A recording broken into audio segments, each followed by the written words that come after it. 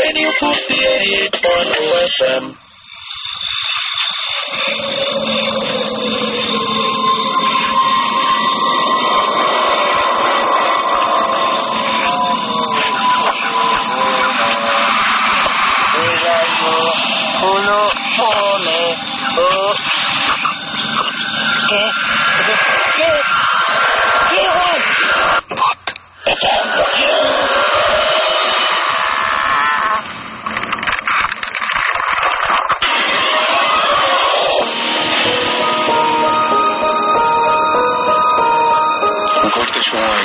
সকাল 11টা বেজে সকাল এখন রাত 11টা বেজে 59 মিনিট এবং এই মুহূর্তে ঘটনাগুলো ঘটছে খুবই অদ্ভুত। একটু আগে আমাদের আশেপাশের লাইটগুলো সব একসাথে ফিউজ হয়ে গেছে। এনিওয়ে, আমার বাসায় একটা ঘটনা ঘটছে, সেই ঘটনা দিয়ে শুরু করতে চাই। সেটা হচ্ছে যে আসলে আমি কয়েকটা এপিসোডের আগেও আমি এরকম ভাবে বলছিলাম যে হঠাৎ করে মাঝে মাঝে খেয়াল করে দেখবেন যে কখনো কখনো আপনার চারপাশে যে সমস্ত জিনিস, হয়তো আপনার খাতা কলম পেন এগুলো এলোমেলো বা যে জায়গায় রাখছেন সেই জায়গায় থাকছে না। তো আমি কয়েকদিন ধরে এরকম ভাবছিলাম যে আসলে কি সবকিছু থাকে, এবং খুব অবাক হয়ে লক্ষ্য করেছি আসলে থাকে না। কিন্তু যে ঘরটা লক থাকে সেই ঘরটা দেখি যে কোনো বাতাস নাই, কিন্তু পত্রিকার পাতা বা বইয়ের কোনো একটা জায়গা খোলা। কে পড়ছে বা কে পড়েছে আমি জানি না।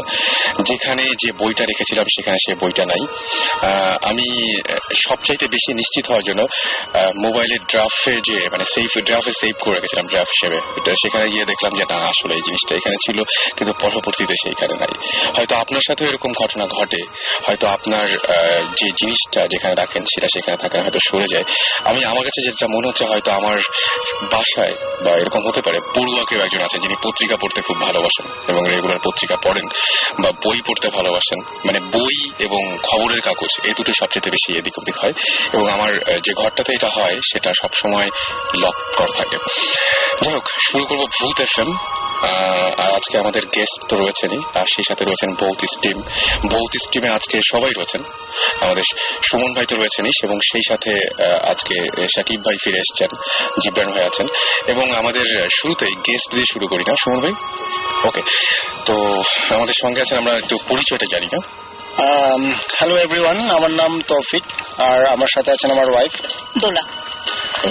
আচ্ছা, আমি শুরুতে যেটা বলতে চাচ্ছিলাম যে আমরা একটা কথা বলি যে তৌফিক ভাই আমাদেরকে আসলে ইনফ্যাক্ট ইমেইল করেছিলেন এবং ইমেইলে তাদের ঘটনাটা আমাদেরকে জানিয়েছিলেন, গল্পটা জানিয়েছিলেন, এবং তারপরে যেটা হলো যে তারপরে আমরা তাদেরকে কল করে তারপরে আজকে স্টুডিওতে নিয়ে এসেছি।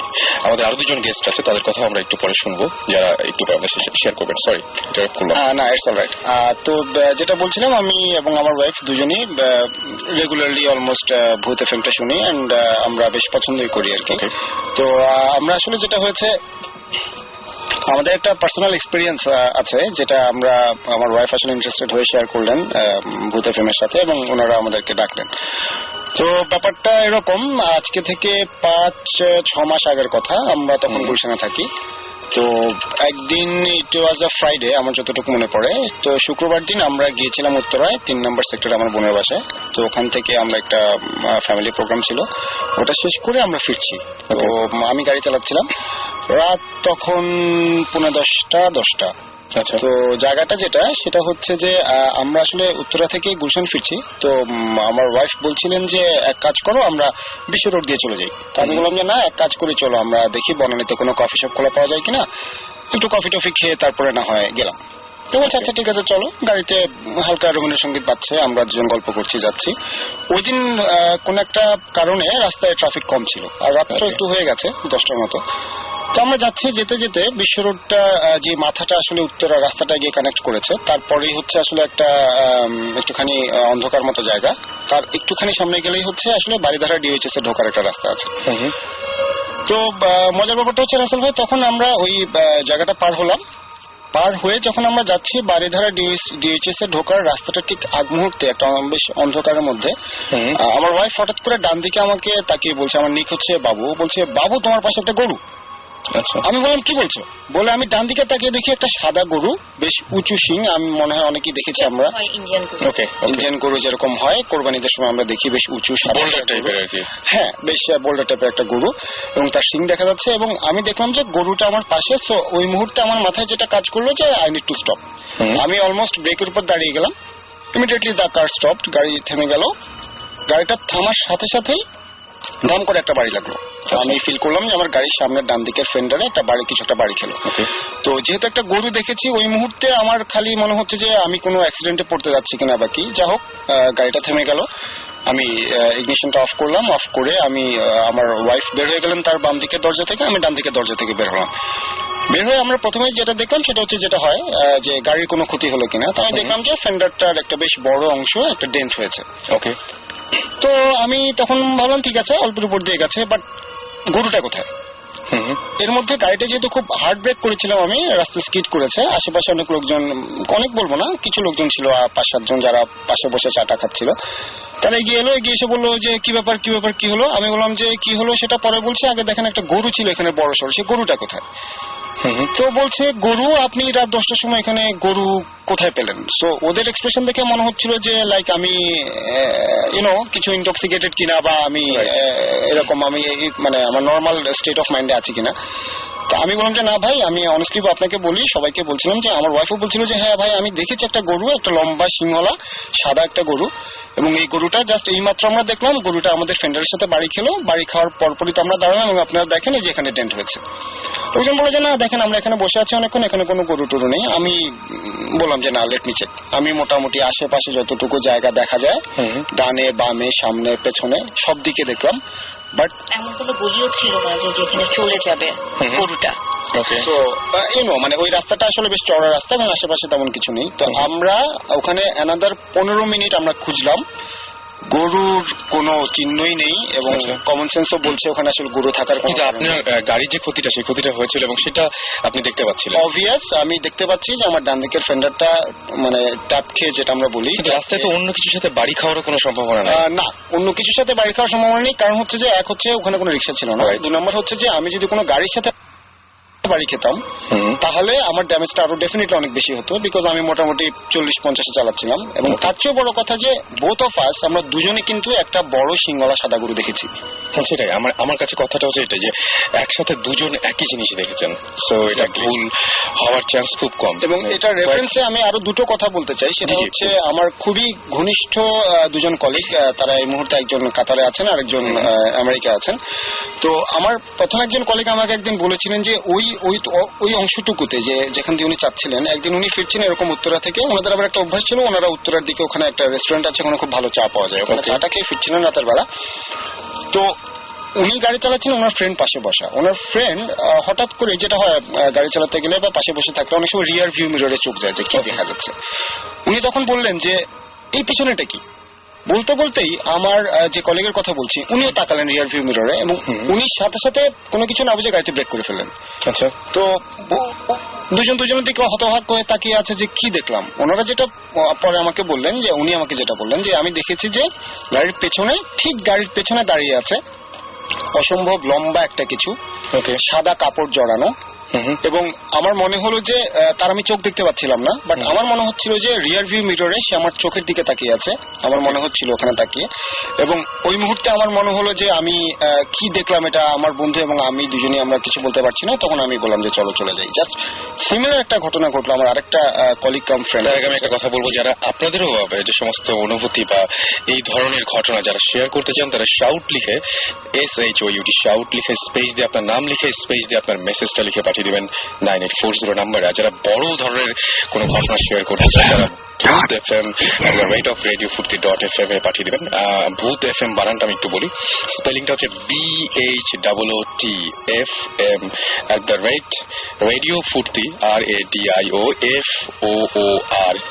radiofurti.fm এখানে পাঠিয়ে দিতে পারেন। আর এখন তো SMS করতেই পারেন। ওকে, আমরা আবার ফিরে যাই। আমার অলমোস্ট শেষ পর্যায়ে চলে এসেছি। তো এই একই রকম একটা ঘটনা, কাছাকাছি একটা জায়গায়, আমার যে বন্ধুর কথা বলছিলাম, তো সে এরকম একদিন গাড়ি চালিয়ে যাচ্ছে। তো হঠাৎ করে ও সামনে দেখে এরকম রাত একটু বেশি হবে, 11টা 11:30টার দিকে। হঠাৎ করে দেখছে সামনে কালো কি যেন একটা দাঁড়িয়ে আছে। ও ছিল পেছনে, ওর ব্রাদার ইন ল গাড়িটা চালাচ্ছিলেন, ওর সিস্টার বসেছিল সামনে, ওর বোন বসেছিল সামনে। ও কিছু বলে ওঠার আগে ওর ভাবি, বোন এবং দুলাভাই দুজনই এট এ টাইম দেখতে পেয়েছেন, এবং জাস্ট বোন একটা চিৎকার করার সাথে সাথে দুলাভাই গাড়িটা ব্রেক করেছেন। ওই মুহূর্তে কালো যে জিনিসটা ছিল সেটা তাদের দিকে তাকালো, তারা দেখলেন অবয়বে মনে হলো যে একটা মেয়ে, but it had no face. Okay, কোনো নাক চোখ মুখ কিছু ছিল না, এবং জাস্ট একটা ফিগারটা দেখে মনে হচ্ছে কোনো মহিলার ফিগার, এবং just within a matter of few seconds দেখা গেল জিনিসটা নেই। এই দুটো ঘটনাই আমি দুজনের কাছ থেকে শুনেছি, এবং দুজনেই আমাকে বলেছে যে ওই জায়গাটা কিছু একটা সমস্যা আছে। এটা কি মানে জায়গাটা কি সেম, মানে আপনার যেখানে হয়েছে অলমোস্ট কাছাকাছি 100 মিটার বা 200 মিটারের দিকে দিকে। আচ্ছা, এটা কোন জায়গা বললেন? এই জায়গাটাকে কাওলা বা এই ধরনের কিছু একটা বলে। এবং আমরা অনেক শুনেছি যে এই জায়গাটার কিছু একটা দোষ আছে, যে অনেক ধরনের ইনসিডেন্ট ঘটেছে। এবং আপনাদের ফ্যামিলিতে আপনারা এটা পেয়েছেন এরকম ঘটনা? আমাদের খুব close near and dear ones এর কাছ থেকে এই ধরনের ঘটনা শুনেছি। ওকে, পরে কি আর আপনাদের কোনো সমস্যা হয়েছিল ওই দিনের পরে, ওই ঘটনার পরে? ওই দিনের পর থেকে আমরা রাস্তাটাকে একটু এড়িয়ে চলি, বিশেষ করে গভীর রাতে। ওইদিকে যান না। আমার একটু শখ আছে লং ড্রাইভে যাওয়া, বাট আমরা ওই জায়গাগুলো অ্যাভয়েড করেন না যাওয়া। ওকে ওকে, থ্যাংক ইউ। আমি এই সাথেই আরেকটা ঘটনা বলবো। সেই ঘটনাটা সেটা হচ্ছে যে আমাদের জানিয়েছেন এই ঘটনাটা, আমাদেরকে জানিয়েছেন, এটা হচ্ছে ফয়সাল আবির সাভার থেকে। উনি ইমেল করেছেন, সাভার ঢাকা থেকে দিয়ে জানিয়েছেন, তিনি ইমেল করেছেন আমাদেরকে। সেটা হচ্ছে আমরা সবাই জানি যে 10/10/10 এই তারিখে ঢাকার সাভারের আমিন বাজারে একটা রোড অ্যাক্সিডেন্ট হয়েছিল, এবং সেখানে মানে বেশ কিছু মানে বড় এক ধরনের একটা ক্ষয়ক্ষতি হয়, এবং অনেকে এখনো অনেকের সন্ধান পাওয়া যায়নি। এবং সেখানে 7 জন মানুষ যারা হচ্ছে ফিরে এসেছিল, এবং তাদের মধ্যে থেকেই কেউ একজন তাকে নাকি বলেছে যে সেদিন আসলে ওই রাস্তাটা অনেক অদ্ভুত টাইপের ছিল, এবং ঘটনা ঘটার আগে সবকিছু কেমন এলোমেলো লাগছিল। এবং সেই জায়গা থেকেই সে বলছে যে the amazing thing is I want to say is that I hard something same about the road before. সেটা হচ্ছে সে শুনেছে তার মামার কাছ থেকে।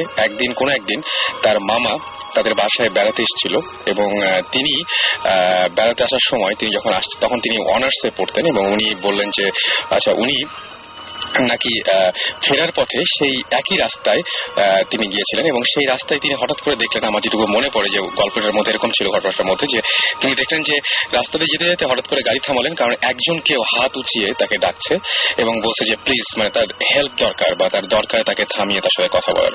তো উনি থামলেন, থামার পরে বললেন কি সমস্যা? তো উনি বললেন যে আমার গাড়িটা নষ্ট হয়ে গেছে, ভেতরে আমার ওয়াইফ সে খুব সিক, আমাদের প্লিজ একটু হেল্প করুন, আমাদের কাছে আসেন। তো এটা জানার পরে লোকটা হেঁটে চলে গেল, এবং তার মামা অর্থাৎ ফয়সাল আবিরের মামা তাকে জাস্ট ফলো করে সেই গাড়িটা দিকে এগোতে শুরু করলো, এবং যেই মুহূর্তে এগোতে শুরু করলো সেই মুহূর্তে মানে জাস্ট ওই রাস্তা থেকে দেখেছিল একটা চিকন রাস্তা, সেই রাস্তার মাঝখানে একটা গাড়ি দাঁড়িয়ে আছে, এবং যখন সেই চিকন রাস্তাটা ধরে এগোতে শুরু করলো, প্রথম স্টেপটা দেওয়ার পরে দেখা গেল যে আসলে ওখানে কোনো রাস্তা বা কিছু নেই, সে জাস্ট রাস্তা থেকে নিচে পড়ে গিয়েছিল, এবং সেখানে কোনো গাড়িও ছিল না, কোনো রাস্তাও ছিল না, কিন্তু এরকম একটা রাস্তা থেকে আরেকটা ছোট্ট রাস্তা দেখতে পেয়েছিল। সেই ঘটনা তার মামার জীবনেও ঘটেছিল, এবং তারপরে তার মামার অনেক সমস্যার সৃষ্টি হয়, এবং মামা যেটা করেন সেটা হচ্ছে তিনি বলেন যে লোকটাকে হঠাৎ করে মানে এরকম ঘটনা তিনি আরো শুনেছেন যে ওই রাস্তাতে এরকম অনেকে, এবং এই ঘটনাটা তার মামার যে ঘটনাটা, সেই ঘটনাটা সবচেয়ে ইন্টারেস্টিং ব্যাপার হচ্ছে সেটা ঘটেছিল 999-এ। তো সে লাস্টে ইমেইলের লাস্টে যেটা লিখেছে যে সুমন ভাইয়ের একটা ঘটনা সেদিন শুনেছিল সে, যে হঠাৎ করে চিটাগাং যাওয়ার একটা সময় হঠাৎ করে অন্য একটা রাস্তায় চলে যাওয়া। তো সেটার জন্য সেই ঘটনাটা শেয়ার করছে মোস্ট প্রবাবলি, এবং বলছে যে ঘটনাটা 10/10/10-এ ঘটলো, ঠিক একই ঘটনা 1 বছর আগে তার বাবার সাথে একই রাস্তায় 999-এ ঘটেছিল। তো এই ইমেলটা খুব ইন্টারেস্টিং। সো আমার কাছে মনে হয় যে থাকতে পারে কিছু একটা, হতেই পারে এরকম কিছু একটা, যেটা হয়তো আমরা জানি না বা বুঝতে পারছি না। যাই হোক, আমাদের সাথে ভৌতিক টিম রয়েছেন, এবং তাদের মধ্যে সুমন ভাই আছেন। সুমন ভাইয়ের কথা নিশ্চয়ই আমরা এখন শুনবো, সবাই শুনবো। এখানে সাকিব ভাই আছেন, সাকিব ভাই নিশ্চয়ই কিছু রেডি করেছেন। সাকিব ভাই বলেছিলেন সুমন ভাই যে আপনি আসার পর থেকে কোনো কথা বলবেন না, একদম চুপচাপ থাকবেন। ওইটি দেখতেছি আছে, সারাদিন আমাদের বাসায় ছিল, কোনো কথা বলা নেই। রাইট।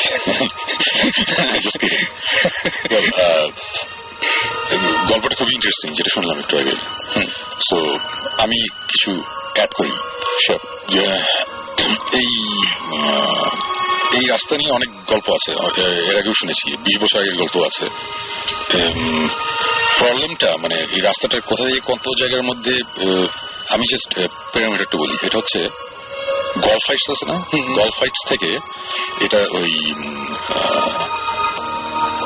এয়ারপোর্টের ভিআইপি যে এন্ট্রান্সটা, আচ্ছা কতটুকু পর্যন্ত বুঝতে পারি, এটা হচ্ছে এই জায়গাটা, এই জায়গাটার মধ্যে অনেক কিছু হয়, অনেক কিছু হয় মানে আমি অনেক কথা শুনেছি। আচ্ছা আমি খুব নর্মাল একটা কথা বলি, এটা আমি ঠিক শিওর না আমি ভূত এফএম প্রথম দিকে বলেছিলাম কিনা, বাট হঠাৎ মনে পড়লো আবার বলি। আমি আর জুয়েল, মাইলস জিগিরের বাজার জুয়েল, আমরা দুজন তখন যাচ্ছিলাম, আমার ফ্যাক্টরি ছিল তখন, এখনো আছে গাজীপুরে। তো তখন জুয়েল আমার কোম্পানিতেই ছিল আর কি, মাঝখানে কয়েকদিন কাজ করেছিল। তো আমরা দুজন একসাথে অফিসে যেতাম। তো আমরা যাচ্ছিলাম, এটা হচ্ছে জাস্ট ঢাকা গেটটা পার হয়েছি দিনের বেলায়, তখন বাজে সকাল 11টা, এরকম একটা কিছু। যাচ্ছি, যাওয়ার পথে হঠাৎ করে ড্রাইভার গাড়ি চালাচ্ছিল, পিছনে আমি আর জুয়েল বসা। হঠাৎ করে মনে হলো যে একটা আওয়াজ হচ্ছে, এটা হালকা একটা আওয়াজ। আচ্ছা, তো আমার মনে হচ্ছে যে গাড়িটার পিছনে মানে ওই কোনো কিছু রাখা আছে আর কি, যেখানে টায়ার থাকে অথবা কোনো লুজ কোনো একটা কিছু যেটা বাড়ি খাচ্ছে বারবার। কিছুক্ষণ যাচ্ছে, আওয়াজটা আমিও শুনছি, জুয়েলও শুনছে। তখন আমি ড্রাইভারকে মানে একটু ঝাড়িয়ে দিলাম যে কি ব্যাপার, তুমি গাড়ির পিছনে কি রাখছো, আওয়াজ করতেছো, তুমি শুনতেছো না? পরে বলে যে স্যার গাড়ির পিছনে তো কিছু নাই। আমি বললাম যে আওয়াজ হচ্ছে তো। তখন সে গাড়িটা সাইড করলো, সাইড করে গাড়ির পিছনে ডিকি খুললো, খুলে দেখলো, চেক টেক করলো, পরে এসে বললো যে স্যার কিছু নাই। আমি বললাম আচ্ছা ঠিক আছে চলো, বলে আমরা আবার রওনা দিলাম। এবং আমরা যাচ্ছি, তখন হঠাৎ করে আবার আওয়াজ পেলাম যে ধূপ করে আবার একটা আওয়াজ, এবং আওয়াজটা পুরো আমরা ফিল করছি, মানে আমাদের পা মানে একটা ভাইব্রেশনটা আমি পাচ্ছি যে একটা কিছু হচ্ছে। কয়েক সেকেন্ড পর পরই ধূপ, আবার আওয়াজ, এই আবার আওয়াজ। তখন আমি বলতেছি যে কি ব্যাপার, কি হচ্ছে? ততক্ষণে আমরা কিন্তু অনেক দূর চলে গেছি, মানে আমরা কিন্তু এটা বলতেছি যে গলফ হাইটস এর ওইদিকে। তো সেখান থেকে ততক্ষণে আমরা চলে গেছি হচ্ছে এয়ারপোর্টের কাছাকাছি। আচ্ছা, তো একটা সময় এসে আমি তখন আবার বললাম ড্রাইভারকে, আবার দিচ্ছি ঝাড়ি, তুমি ঠিক মতো দেখো নাই, তুমি এখনই গাড়ি থামাও, গাড়ি থামায় দেখো কি আছে। আমরা গাড়িটা সাইড করলাম, এটা হচ্ছে ওই যে ভিআইপি রোডটা একটু আগে আর কি, মানে ভিআইপি এন্ট্রান্সটা একটু আগে এয়ারপোর্টের। গাড়িটা দাঁড় করানোর পরে জুয়েলও গাড়ি থেকে নামলো। আমি গাড়িতে বসেছিলাম, তখন হঠাৎ করে জুয়েল বলে যে, জুয়েল বলে শোন ভাই একটা জিনিস দেখেন। আমি কি আপনি বাইরে হন? বের হলাম, বেরোর পর গাড়ির পিছনে কিন্তু কিছু নাই, সবকিছু নর্মাল। আর সবচেয়ে ইন্টারেস্টিং ব্যাপার যেটা, সেটা হচ্ছে ওই লাইনে আমাদের সামনে একটা মিনি ভ্যান, পিছনে আরেকটা গাড়ি, তার পিছনে আরেকটা গাড়ি, আমরা এখানে প্রায় 7-8টা গাড়ি সবাই পার্ক করা, এবং সব গাড়ি থেকে ড্রাইভাররা নেমে পিছনে চেক করছে কিছু আছে কিনা। মানে আমরা বলছি যে কি ব্যাপার, এটা কি হচ্ছে? সাথে সাথে আমাদের পিছনে যে গাড়িটা ছিল একটা সাদা একটা মাইক্রোবাস ছিল, আমরা জিজ্ঞেস করলাম যে ভাই কি, বলে না ভাই কি জানি হয়েছে, পিছনে একটা আওয়াজ করতেছে, আমাদের গাড়ি তো আওয়াজ করতেছে, বাট কিছু নাই। এবং আমরা পরের গাড়িগুলো চেক করি নাই, বাট ওই আমাদের একটা তারাও ছিল, বাট আমাদের কাছে ব্যাপারটা খুব ইন্টারেস্টিং লেগেছিল যে এটা কি, এটা একই জিনিস সবার কেন হবে। এবং আমরা কিন্তু ফিল করছিলাম যে আমাদের মানে সে গাড়ির পিছনে কেউ থাম্পিং এর মানে পুরো বাড়ি যদি দেয় বা ব্যাঙিং করলে পায়ে একটা ভাইব্রেশন হবে না, মানে পুরো আমরা এটা ফিল করছিলাম। আমি জুয়েল বললাম জুয়েল তুমি কি টের পাইছো যে একটা ভাইব্রেশন হচ্ছে? বলে হ্যাঁ শুনবে, আমি সবই টের পাইছি। বাট এটা তো খালি আমাদের গাড়িতে হলো একটা কথা, সবগুলো গাড়িতে হচ্ছে কেন? আমরা অন্যান্য গাড়িগুলো চেক করিনি, বাট দেখি বোঝা যাচ্ছিল যে তারাও নামছে একই কারণে, পিছনে গিয়ে চেক করছে কিছু একটা, মানে সবাই গাড়ি থেকে নামা। এইটা একটা ঘটনা, এটা একটা ছোট ঘটনা, এটা কোনো আমি মানে ভূত প্রেত আমি কিছু বলছি না, বাট জিনিসটা আমার কাছে খুব ইন্টারেস্টিং মনে হয়েছিল এই রাস্তায়। তারপরে এই রাস্তা নিয়ে তো আমরা তো এই যখন ভৌতিস্ট করার আগের থেকেই যখন আমরা এইসব নিয়ে খুব ইন্টারেস্ট গ্রো করেছে, অনেক খবরই পেয়েছি, অনেক নিউজ শুনেছি। এর মধ্যে একটা খুব ইন্টারেস্টিং গল্প হচ্ছে, অনেক আগের কথা, এটা বেশ অনেক বছর আগের কথা। একটা কাপল রাত্রেবেলা ফিরছিল, তখনও অ্যাকচুয়ালি উত্তরা অতটা ফেমাস হয় নাই, তখন উত্তরা লোকালয় অতটা বেশি না। ওকে, ফেরার সময় একটা অ্যাক্সিডেন্ট হয়। অ্যাক্সিডেন্টে একটা কাপল যাচ্ছিল, তার ওয়াইফটা মারা যায়। আচ্ছা, এটা একটা সত্যি কথা, কিন্তু সত্যি ঘটনা। ওয়াইফটা মারা যায় এবং হাজবেন্ড খুব পাগল টাইপের, মানে অনেকদিন খুব আপসেট ডিপ্রেস থাকে, স্বাভাবিকভাবে খুব খারাপ অবস্থা থাকে। তা আমি গল্পটা শুনেছি আমার এক বড় ভাইয়ের কাছ থেকে, আমাদের বড় ভাই সিনিয়র ফ্রেন্ড, উনার ফ্রেন্ড হচ্ছে এই হাজবেন্ডের। অলরাইট, হ্যাঁ। তা অ্যাকর্ডিং টু হিম, মানে হাজবেন্ডের কথা অনুযায়ী, যে রাতেবেলা যখন গাড়ি চালিয়ে আসছিল, ইন্টারেস্টিং ব্যাপার ওইটি, আপনার ওনারা যে জায়গাটার কথা বলছে ওই জায়গায় একই জায়গা, ওইটার জাস্ট একটু একটা টার্ন আছে, কিন্তু ওই টার্নটার ওইখানে ওরা দেখেছে যে একটা মানুষ দাঁড়িয়ে আছে ওখানে। আচ্ছা, রাতেবেলা একটা মানুষ দাঁড়িয়ে আছে, এবং একটা মানুষ দাঁড়ানো এবং হঠাৎ করেই মানে পুরাই মানে কোথা থেকে জেনে আসছে মানে ফ্রম নাথিং সাডেনলি মানে সামনে কেউ দাঁড়িয়ে আছে, ওটা দেখে তারা গাড়ির কন্ট্রোল হারিয়ে ফেলায় এবং ফলার পরে অ্যাক্সিডেন্ট করে। এই কথাটা অনেকেই বলেছে কিন্তু তখন ওখানে কাউকে খুঁজে পাওয়া যায় নাই। এই ঘটনার পর কিন্তু মানে ইন্টারেস্টিং পার্টটা আরো বাড়ে, মানে মেইন ব্যাপারটা হচ্ছে এখানে ঘটনার পরে অনেক সময়ই অ্যাকর্ডিং টু দ্য হাজব্যান্ড সে নাকি রাতের বেলা গাড়ি চালিয়ে যখন যায় ওই জায়গা দিয়ে মাঝে মধ্যেই যায় এবং তখন নাকি তার ওয়াইফকে এসে দেখে যে দাঁড়িয়ে আছে ওখানে, রাতের বেলা নাকি অনেক সময় দেখে। তো এই গল্পটাই একটা পার্টিতে রাত্রেবেলা করছিল কয়েকটা ফ্রেন্ড মিলে আর কি, তখন আমার যে পরিচিত উনি ওখানে ছিল, তো উনি এখানে শুনলো বলে তাই নাকি, বলে যে হ্যাঁ, বলে যে আমি মাঝে মধ্যেই দেখি। তখন বলে যে এগুলো অনেকেই পাত্তা দিচ্ছে অনেকে দিচ্ছে না, তাই এর মধ্যে তখন ওখানে 2-3 জন ছিল, 2 কি 3 জন, ওরা বললো যে না আমরা দেখতে চাইছি আমরা, তারা গল্পটা করছিল উত্তরাতেই বসি, উত্তর একজনের পাশে, তখন বলছে তাহলে আমরা দেখবো, তখন অনেক রাত, ওকে আমরা দেখতে চাই, বলে যে ঠিক আছে চলো হয়তো আজকে দেখতে লাগ ভালো থাকলে আজকে তোমরা দেখবো। এবং তারপর যেটা হয়েছিল যে ওই গাড়িটা নিয়ে তখন তারা যখন ওখানে গিয়েছিল মানে গাড়িটা ওখানে একটা অ্যাক্সিডেন্ট করে, আবার একটা অ্যাক্সিডেন্ট করার পরে মানে 3 জনই ভয়ঙ্কর ভাবে মারাত্মকভাবে ইনজুর্ড হয়। ইনজুর্ড হওয়ার পরে তার পরে ওই 3 জনের মধ্যে একজন মোটামুটি একটু স্টেবল ছিল, মানে অতটা সিরিয়াস অবস্থা, 2 জন ইমার্জেন্সিতে ছিল আর একজনের অবস্থা ভালো ছিল, একটা ফ্রেন্ডের আর কি। তো ওর সাথে পরে যখন অনেকে কথা বলেছে তখন ও মানে খুব মানে পাজল, সে বলে আমি একটা উইয়ার্ড জিনিস দেখছি, বলে যে কি, বলে আমি দেখছি ভাবি দাঁড়ায় আছে এখানে, এই কারণেই গাড়ির কন্ট্রোলটা হারায় আর কি।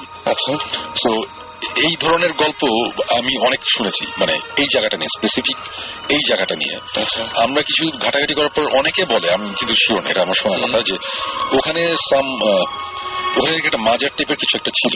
আচ্ছা, তো প্রথমে নাকি রাস্তাটা করার সময় মাজার একটু জায়গা খেয়ে তার উপর দিয়ে রাস্তাটা হয়েছিল বা কিছু, তারপরে নাকি রাস্তাটা একটু টার্ন ঘোরানো হয়েছে এখন। আচ্ছা, এটা অবশ্যই এটা আমি শিওর না, এটা আমি ভেরিফাই করিনি, বাট লোকজন এই কথাটা বলে, এখনো বলে। এবং আমার বাসা বাড়ি ধরে ডিউএইচএস, এবং আমি রাত্রেবেলা কখনো ওই দিক দিয়ে গেলে আমি ওই দিক দিয়ে ঢুকি, যে জায়গাটার কথাটা ওনারা বললেন। আচ্ছা, এবং ওরকম একটা জায়গায় আমি রাত্রেবেলা রাত 1টা-2টার দিকে আমি ফেরার সময় আমি দেখেছি যে রাস্তার মধ্যে সাদা, এটা কোনো মানুষ না, ভর্তুক কিছু না, মানে জাস্ট সাদা মনে হয়েছে কি যে কোনো বস্তা টাইপের একটা কিছু কেউ মাটিতে ফেলে রেখেছে, এবং এটা হচ্ছে পুরা রাস্তার মাঝখানে। আচ্ছা, তো আমি একটু স্লো করেছি এবং আমি পাশ কাটিয়ে গেছি, এবং পরে আমি যখন রাস্তাটা ইউটার্ন নিয়ে বাড়ি ধারাতে ঢুকতে হয়, আমি ইউটার্ন নিয়ে যখন আসছি তখন আমি বস্তাটা দেখি নাই। আমার তখন মনে হয়েছে যে হয়তো বা বস্তা নেই, সাদা কোনো কাপড় টাইপের কিছু বা কাগজ টাইপের কিছু ছিল, আমি হয়তো চোখে ভুল দেখেছি, হয়তো বা বাতাস এটা সরে গেছে, এরকম একটা জিনিস। এবং এই সেম এক্সপিরিয়েন্স আমাদের লাস্ট ভূত এফএম করে আমরা যখন ফিরছি গাড়ির রাস্তা দিয়ে যখন যাচ্ছি, তখন আমি এই সেম কথা বলতেছিলাম যে রাস্তা দিয়ে যখন যাই তখন এই জিনিস হয়। এবং জিব্রান এবং আমি আর জিব্রান ছিলাম, এবং আমরা সেম জিনিস রাস্তার মধ্যে 3টা জায়গায় আমরা এরকম সাদা কাপড়ের মতো আমরা দেখেছি মাটিতে পড়ে আছে সেম জায়গাটাতে। এটা হচ্ছে বাড়িধারা ডিউএইচএস এ ঢুকতে গেলে আমরা যদি অন্য উল্টা সাইড থেকে আসি, মানে এয়ারপোর্ট থেকে যাওয়ার পথে ইউটার্নটা যে নিতে হয়, ইউটার্নটা নেওয়ার একটু আগেই ওই জায়গাটাতে আমি এই জিনিসটা আমার 2বার এক্সপিরিয়েন্স করেছি, যে সাদা, এটা কি বলবো, সাদা অনেক সময় যে কিছু বস্তা থাকে না, চাল ডালের বস্তা টাইপের থাকে, একটু সাদা টাইপের, ওই টাইপের লাগে দেখতে, বাট আমরা ঘুরে এসে আমরা কিছু পাইনি, এটা 2বার কিনি এই জায়গাটাতে, এবং আমরা 3বার দেখছি। ইনফ্যাক্ট আপনি ভূতের থেকে বেরোই আমরা যাচ্ছিলাম, তখন আপনি বলছিলেন যে আজকে বোধহয় দেখবো আমরা এটা একটা, মানে এটা মাঝে মাঝে যে আমার হয় আমি বলি আর কি, বাট ওটা মিললে তখন মজা লাগে আর কি। এই রাস্তাটা বেশ ইন্টারেস্টিং, এটা এর আগেও আমরা দেখেছি অনেকবার যে এরকম একটা জিনিস হয় বা হয়েছে, অনেক মানুষজন এসে আমাদের এই গল্পটা বলেছে যে এরকম একটা ঘটনা। এবং এরকম ঘটনা তার মানে আমি দেখেছি যে প্রত্যেকটা শহরে না হোক, অনেক জায়গাতে আমি দেখেছি যে এরকম কোন কোন জায়গায় দেখি যে হঠাৎ করে হাইওয়েতে হঠাৎ করে বাস অথবা বাসটা হয়তো একটু স্লো করার পরে বলে যেখানে থেমে একটু স্লো যাওয়ার নিয়ম, রাইট? কারণ এখানে হচ্ছে একটা মাজার আছে, আগে যখন যে কয়েকজন হচ্ছে এটা করে নাই তারা কি অ্যাক্সিডেন্ট করেছে কোনো একটা জায়গায় গিয়ে, এরকম ঘটনা কিন্তু বিভিন্ন জায়গায় কিন্তু এরকম ঘটনা জানা যায়। এবং আমি এরকম ঘটনা বেশ কিছু আমি ইমেলও পেয়েছি, সেগুলো পরে হয়তো শেয়ার করব। কিন্তু এই যে আপনি উত্তরের কথাটা যেটা বললেন, সেই ঘটনাটা আমার ফ্রেন্ডের সাথে হয়েছে। আমাদের এখানে কয়েকজন গেস্ট এসেছিলেন, তারা বলেছেন বলেছেন আমাদের লিসনার আর কি, তারা বলেছেন সেম ঘটনা। এবং কোনো একটা কারণে একদিন আমি ট্যাক্সি নিয়ে ফিরছি এবং আমি ট্যাক্সিওয়ালাকে জাস্ট ওই জায়গায় এসে বলছি যে আচ্ছা এখানে নাকি এরকম এরকম ঘটনা আছে। তো সে বলে কি স্যার বলছি আপনাকে। তারপর ওই জায়গাটা পার হলো বনানীর কাছাকাছি এসে তারপর সে বলছে হ্যাঁ স্যার ওইখানে আসলে অনেকে এই জিনিসটা নিয়ে ওই জায়গাতে এই জিনিসটা নিয়ে কথা বলতে চায় না। এটাও আমরা শুনেছি, মানে আমরা অনেক যখনই যাত্রীকে জিজ্ঞেস করি এই রাস্তাটা নিয়ে তখন ওই জায়গাটায় বলতে চায় না, বা ওই মানে আমাদের হয় কি যে ওই জায়গাটাতেই আসতে তখন মনে পড়ে এবং বলেছে এখানে এরকম ঘটনা আছে না, জাস্ট বললো না এবং পরে সে বললো যে স্যার আমি নিজেও দেখেছি। আপনি বললেন যে কি দেখছেন আপনি? তো সে যেটা দেখেছে যে একটা মহিলা জাস্ট রাস্তার এই পাশ থেকে ও পাশে পার হয়ে যায় এবং এমন ভাবে হয় যে গাড়িটা জাস্ট স্লো করতেই হবে এরকম একটা কিছু। তা বললাম যে কেন এরকম হয়, তখন সেও এই কথাটা বলেছিল যে এখানে হয়তো এখানে নাকি একটা মানে মাজার ছিল বা কিছু না, একটা কবর ছিল। সে যেটা বললো যে এখানে একটা কবর ছিল, সেই কবরের উপর দিয়ে রাস্তাটা হয়েছে।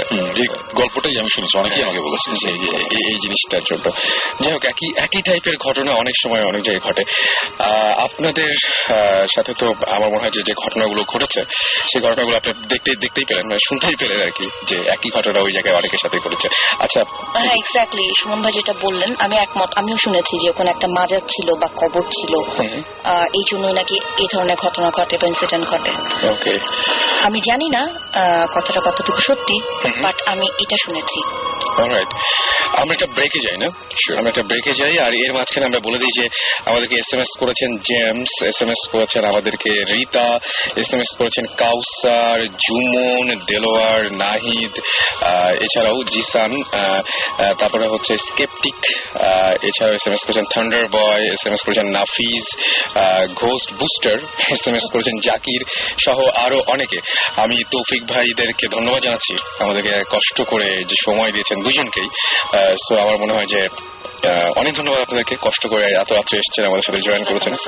ওকে, thank you very much as well. আপনার সুবাদেই আমরা আসলে এই আমাদের ঘটনাটা শেয়ার করতে পারলাম। অলরাইট, শুনছেন সবসময় রেডিও ফুর্তির সাথে আছি রাসেল, চলছে ভূত FM, কোথাও যাবেন না, ফিরে আসবো একটু পরে। আর ইন দ্য মিন টাইম আপনারা করতে পারেন SMS লিখে ফেলুন SHOUT শাউট স্পেস আপনার নাম স্পেস আপনার মেসেজ পাঠিয়ে দিন 9840 নাম্বারে, জানিয়ে দিন যদি আপনার এরকম কোনো ঘটনা থাকে, আপনার ঘটনাগুলো জানতে চাই এবং সেই ঘটনাগুলো যদি নিশ্চয়ই আপনি শেয়ার করতে পারবেন আমাদের সাথে একদম লাইভে, সবাইকে জানাতে পারবেন সেই ঘটনাগুলো। সুতরাং SMS করুন। আর এই মুহূর্তে গান শুনে আসবো, আর যে গানটা প্লে করবো সেটা আমার অসম্ভব পছন্দের গান এবং মনে হয় যে এই সিচুয়েশনে খারাপ লাগবে না, সেটি হচ্ছে হলি ড্রাইভার বাই ডিও। চলুন শুনে আসি গানটি। স্টে টিউন, রেডিও ফুর্তি, কোথাও যাবেন না।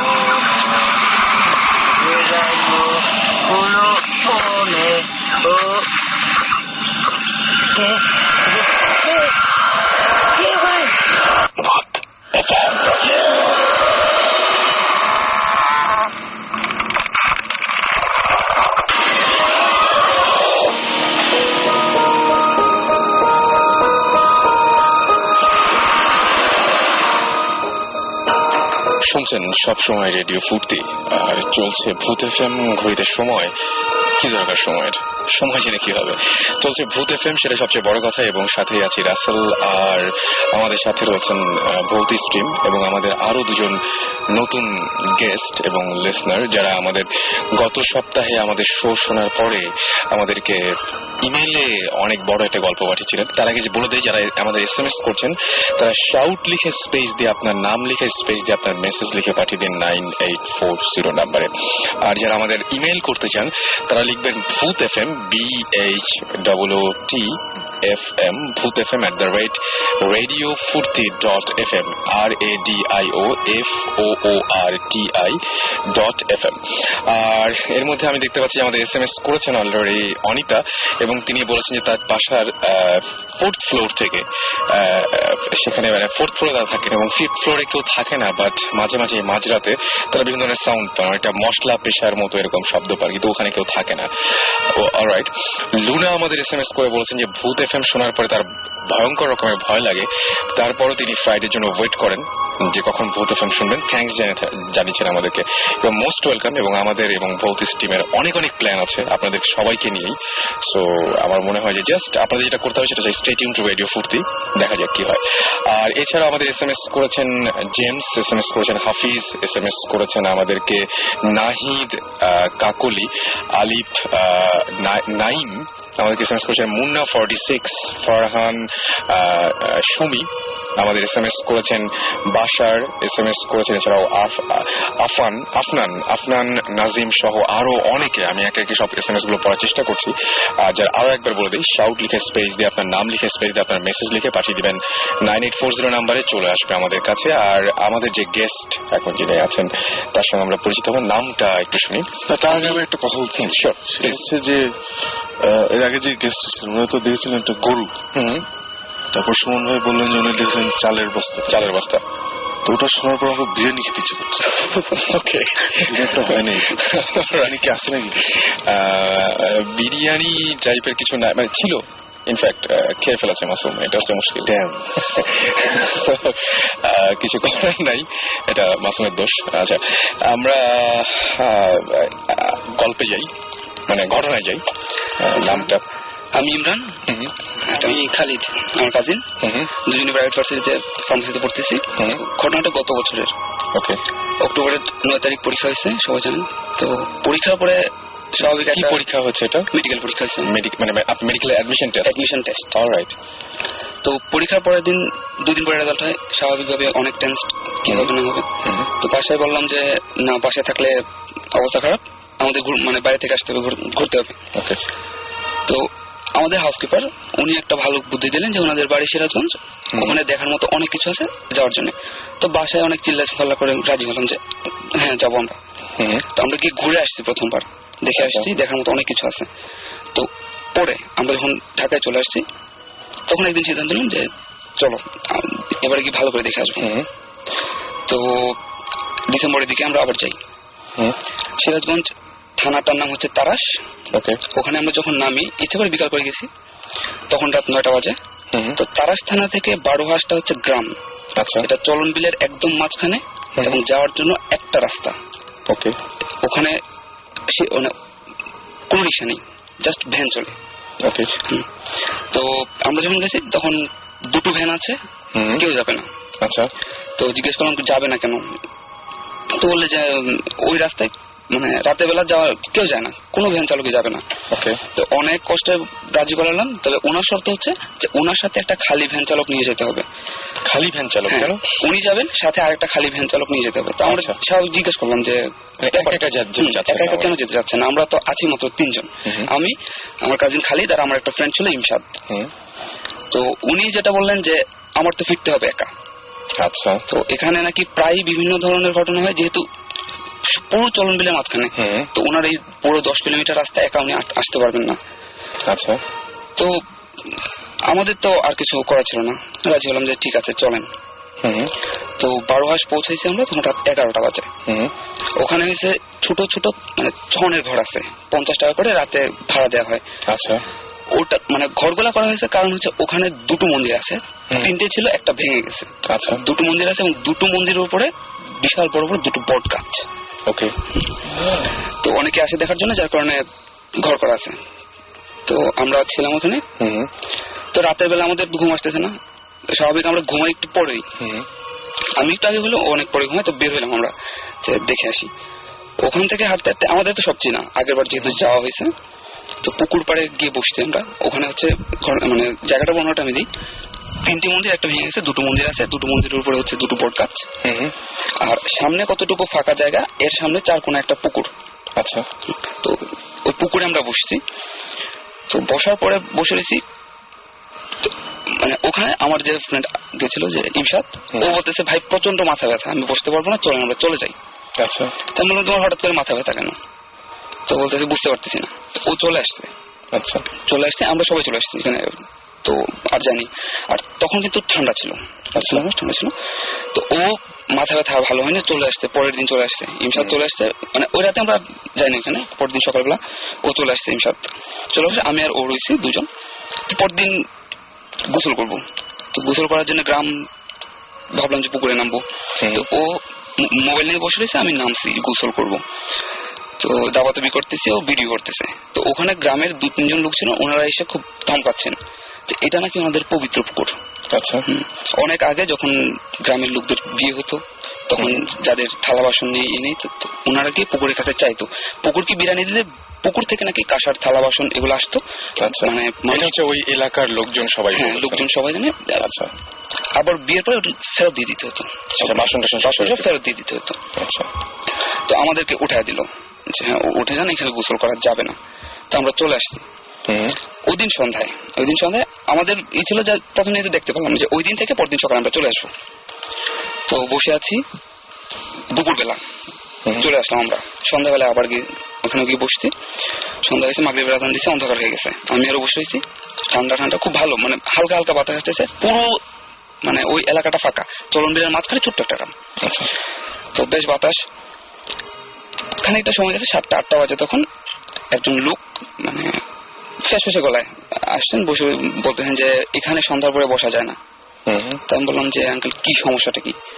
বললো যে দেখালো আমাদেরকে যে এই পুকুরের আর মন্দিরের মাঝখানে যে রাস্তাটা, এই রাস্তাটা সোজা গেছে পিছনে একটা খাল, মন্দিরের পিছনে একটা খাল, খাল হয়ে ওই পাশে একটা জমিদার বাড়ি আছে। আচ্ছা, পুরাতন জমিদার বাড়ি, 3 তলা। বললো যে এইটা হচ্ছে বুদ্ধের স্বীকৃত পথ। উনি মানে বেশ জোর গলায় বললেন যে এটা হচ্ছে বুদ্ধের স্বীকৃত পথ। তো আচ্ছা, জিন্দের স্বীকৃত পথ। আচ্ছা, জিন্দের একটা স্বীকৃত পথ। ওখানে মাগরিবের নামাজের পর থেকে ফজরের আজানের পূর্ব পর্যন্ত হাঁটা সম্পূর্ণ নিষেধ। আচ্ছা, বললাম যে ঠিক আছে, চলে আসছি। বাজার ওখানে 12 মাসের যে বাজারে চলে আসছি। তো ওরা আবার বললো যে না যাবো, যে ভূত যদি দেখা যায়। তো নর্মালি আমাদের মনে কিন্তু ওই ভয়টা ছিল না যে ভূত দেখবো, যে সময় কাটাবো, চলে আসবো, দেখার মতো এটাই। তো আমরা যখন গেছি তখন আবার যখন গেছি বসে গেছি 10টা সাড়ে 10টা বাজে ওই সময়। তো আরেকটা জিনিস বলা হয়নি যে মন্দিরের সামনে সবসময় কিছু হাঁস থাকতো এবং রাজহাঁস। আচ্ছা, হাঁটাহাঁটি করতো, লোকজন কেউ কিছু বলতো না, হাঁটাহাঁটি করতো। তো রাতের বেলা বসে রয়েছি, থাকার পরে ও বলতেছে ইমরান ভাই কেউ নেই, গ্রাম তো স্বাভাবিক 8টা পরে একদম সবাই শুয়ে পড়ে। বুঝতে পেরেছি। তো 10টা বাজে উনি মানে ও বলছে যে চলেন একটা হাঁস তো আমরা ইচ্ছা করলেই খেতে পারি। তো ওর কাছে চাকু ছিল, মন্দির দড়ি দিয়ে কিন্তু পুরোটা একটা সীমানা দেওয়া আছে, ভিতরে যাওয়া যায় না। তো ওই দড়ি কেটে ও ভিতরে ঢুকছে। আমি বলছি আমি দাঁড়িয়ে আছি, পাহারা দিচ্ছি, তুমি কি করো। তো ও গেল, খালি দেখলাম যে অনেকটা হাঁসের সেটা করছে। তো নিয়ে চলে আসছি আমরা ওখান থেকে ব্যাগে করে বাজারে চলে আসছি, 12 বাজে বাজারে আসার পরে হোটেলে বলছি আমরা যে আমাদের এটা করে দিতে হবে, রান্না করে দিতে হবে। তো ওরা বললো যে হ্যাঁ রান্না করে, মানে রাজি হচ্ছে না, স্বাভাবিক রাজি হয় না, হোটেলের কাজকর্ম আছে। তো আমরা বললাম যে হ্যাঁ এটা রান্না করার জন্য আমরা টাকা দেবো, প্লাস অর্ধেকটা আপনারা রেখে দিবেন। রাজি হলো, সেটাও বুঝেছি। তো রান্না করার পর আমরা খাচ্ছি, তারপরে এখন খাওয়ার কাজ হচ্ছে ওখানে দেখার মতো ওই পুকুরটাই খুব সুন্দর, ওখানে চলে আসছি, বসে রয়েছি। তো খাচ্ছি, আর হচ্ছে হাঁসের যে মাংসগুলো খুব শক্ত, এগুলো ভাঙা যায় না, হাঁসের মাংস নর্মালি খুব শক্ত হয়। তো আমরা পুকুরের মধ্যে ছুঁড়ে মারতেছি। তো একটু পর লক্ষ্য করলাম যে পুকুরের যে জায়গাটায় আমরা মানে মাংসগুলো ছুঁড়ে মারতেছি ওই জায়গাটা থেকে মানে অন্ধকার জায়গা তো আলু হচ্ছে, আলুর মতো, চাঁদের আলু যেমন পুকুরে বললে যা হয় সেরকম। তো খালিদ আমারে বললো যে ইমরান ভাই আকাশে তো চাঁদ একটা, তো পুকুরের মাঝখানে চাঁদের একটা ছায়া পড়ছে, আর এখানে যেখানে আমরা মাংসটা ছুঁড়ে মারছি এখানে চাঁদের মতো আরেকটা গোল আলু, 2টা আলু পরপর। তো ও আবার করতেছে যে আগে যেহেতু মানে কাঁসার থালা বাসন পাওয়া যেত পুকুরকে বিরিয়ানি দিলে, তো হয়তো আমরা এখানে মাংস হয়েছে, হয়তো মানে কোনো একটা কিছু পুকুরে ভাসছে। তো ও নেমে গেছে, আমি বসে হয়েছি, ও নেমে গেছে। নেমে যাওয়ার পরে ওখানে কিন্তু শুধু ঘাস, কোনো কাজে নেই, বালি আর ঘাস। তো ও হোঁচট খাইছে, হঠাৎ করে হোঁচট খেয়ে পড়ে গেছে।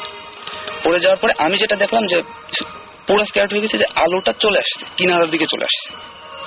তো আমি তো মানে গলা পোড়া শুকায় গেছে, আমি খালি এটুকু বলছি যে খালি তুমি চলে আসো উঠা। ও নিজে বুঝতে পারছে যে আলুটা চলে আসছে, একটা লাফে উঠছে উপরে। ওঠার পরে ওই আমরা চলে আসতেছি যে না ওখানে আর বসা যাবে না, ভয় না ঠিক মানে অবাক হয়ে গেছি যে কি এটা হতে পারে। চলে আসার পরে যখন আমরা মন্দির ক্রস করে আসতেছি একটা লোক আমাদের থামালো। তো অন্ধকারে লোকটার চেহারা আমার মনে নেই, বেশ চিকনা চাকনা মনে হলো এবং পৈতা পড়া ছিল, এটা আমার মনে আছে, একটা পৈতা পড়া ছিল। তো উনি বললেন যে ব্রাহ্মণ টাইপের কি অনেকটা। উনি বললেন যে আমি সন্ধ্যাবেলা না করছিলাম যে এখানে বসা যাবে না, এখানে যা করে গেলি তোরা এটা এবার সামলাইতে পারবি তো? আমার জাস্ট শুধু এইটুকু মনে আসছে, ঠান্ডার মধ্যে এইটুকু মনে আসছে, যেমন বলছেন যে যা সামলাতে পারবি কিনা। আপনারা কি আগে আসলে ওই লোকটাকেই দেখেছিলেন, মানে যখন কেউ নিষেধ করেছিল ওই লোকটা? আমরা যখন দেখলাম তখন ওই চাদর মোড়ানো ছিল গায়ের মধ্যে, বুঝতে পারি তখন খালি গায়ে ছিল? তখন খালি গায়ে ছিল, পৈতা আমরা ওকে। উনি মন্দিরের ওখান থেকে বললেন। আচ্ছা, উনি তার মানে আপনাদের ব্যাপারগুলো এরকম ওনার কথা শুনে মনেই হচ্ছে যে উনি সবকিছু জেনেছেন যে আপনারা কি করেছেন। তো আমাদের যেটা মনে হয়েছে উনি হয়তো মন্দিরের পুরোহিত, অন্ধকারে দেখে ফেলেছেন যে আমরা কি করছি।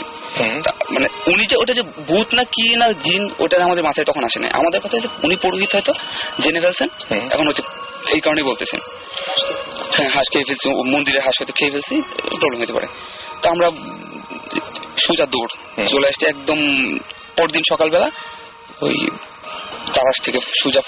তারপরে সেই লোকের যে কথাগুলো ছিল, সেই লোকের কথা কি ঠিক হয়েছিল? যখন ঢাকায় এসেছেন তখন কি আপনাদের মধ্যে সেই মানে ওইখানে যে কাজগুলো করেছিলেন তার ফলাফল হিসেবে কিছু হয়েছিল? হ্যাঁ, তারপর কি হয়েছিল? সেটা হয়েছিল যে আসার পর থেকে আমার বমি বমি ভাব, কিন্তু বমি হচ্ছে না। আমি বুঝতে পারছি না কেন বমি হচ্ছে না, প্রচন্ড বমি হচ্ছে না, কিন্তু ও একদম বমি করে অবস্থা খারাপ, যা খাচ্ছে বমি করে দিচ্ছে, যা খাচ্ছে বমি করে দিচ্ছে। তো ও মানে নামটা কাজিন খালিদ, ও হচ্ছে এরকম। তো আমার ওর সমস্যা পরদিন ভালো হয়ে গেছে, খালিদের সমস্যাটা ভালো হয়ে গেছে, যে ওর বমি করে, আমার বমি হচ্ছে না, জ্বর বেড়ে গেছে, বমি হচ্ছে না। তো আমি ওভাবে রয়েছি, তো 3-4 দিন জ্বরে গেছে। এরপরে আমি মানে তখন আমার তাড়াতাড়ি ঘুমায় পড়তে হতো। রান্না খাওয়ার সময় কি মনে হচ্ছে রান্না কোনো প্রবলেম ছিল? এর আগে হাঁস খাওয়া হয়নি কখনো, ওই ফার্স্ট হাঁস খাওয়া ছিল। তো হাড্ডিগুলো প্রচন্ড শক্ত। তো আমি পরে জিজ্ঞেস করছি, অনেকে বলছে যে হাঁসের হাড্ডি অনেক শক্ত, কিন্তু গরুর মতো শক্ত না আর কি। হ্যাঁ, প্রচন্ড শক্ত ছিল, হাড্ডি ভাঙতে পারিনি। ওকে, অলরাইট, থ্যাংক ইউ আপনাদের এই গল্পটা শেয়ার করার জন্য। এবং পরবর্তীতে সেই পুরোহিত বলুন আর ব্রাহ্মণ বলুন বা অন্য কোনো কিছু বলুন, সেই তিনি যা বলেছিলেন সেটার কিছু কিছু ফলাফল আপনারা ভোগ করতে হবে। এখানে ঢাকায় এসে সেই কষ্টটা হয়েছিল। থ্যাংক ইউ আমাদের সাথে শেয়ার করলেন এটা। আপনি যদি শেয়ার করতে চান আমাদের সাথে এরকম কোনো ঘটনা, তাহলে আমাদেরকে সরাসরি ইমেল করতে পারেন bhutfm@radiofurti.fm। এখানে আপনারা SMS করতে, আপনারা ইমেল করতে পারেন। আর SMS করার নিয়ম হচ্ছে শাউট লিখে স্পেস দিয়ে আপনার নাম লিখে স্পেস দিয়ে আপনার মেসেজ লিখে পাঠিয়ে দিতে পারেন 9840 নম্বরে। অর্ক আমাদের SMS করে বলেছেন তার বাসায় আজব সব কাহিনী হয়। 3টায় বাসায়, রাত 3টায় বাসায় মনে হয় যে কেউ কলিং বেল বাজাচ্ছে, তারপরে গেটটা কেউ খুলে দিল, গেট খোলার শব্দ, এরকম অদ্ভুত সব ঘটনা রাত 3টার সময় ঘটে। আমরা বলেছিলাম যে রাত 3টা আসলে খুব অদ্ভুত একটা সময়।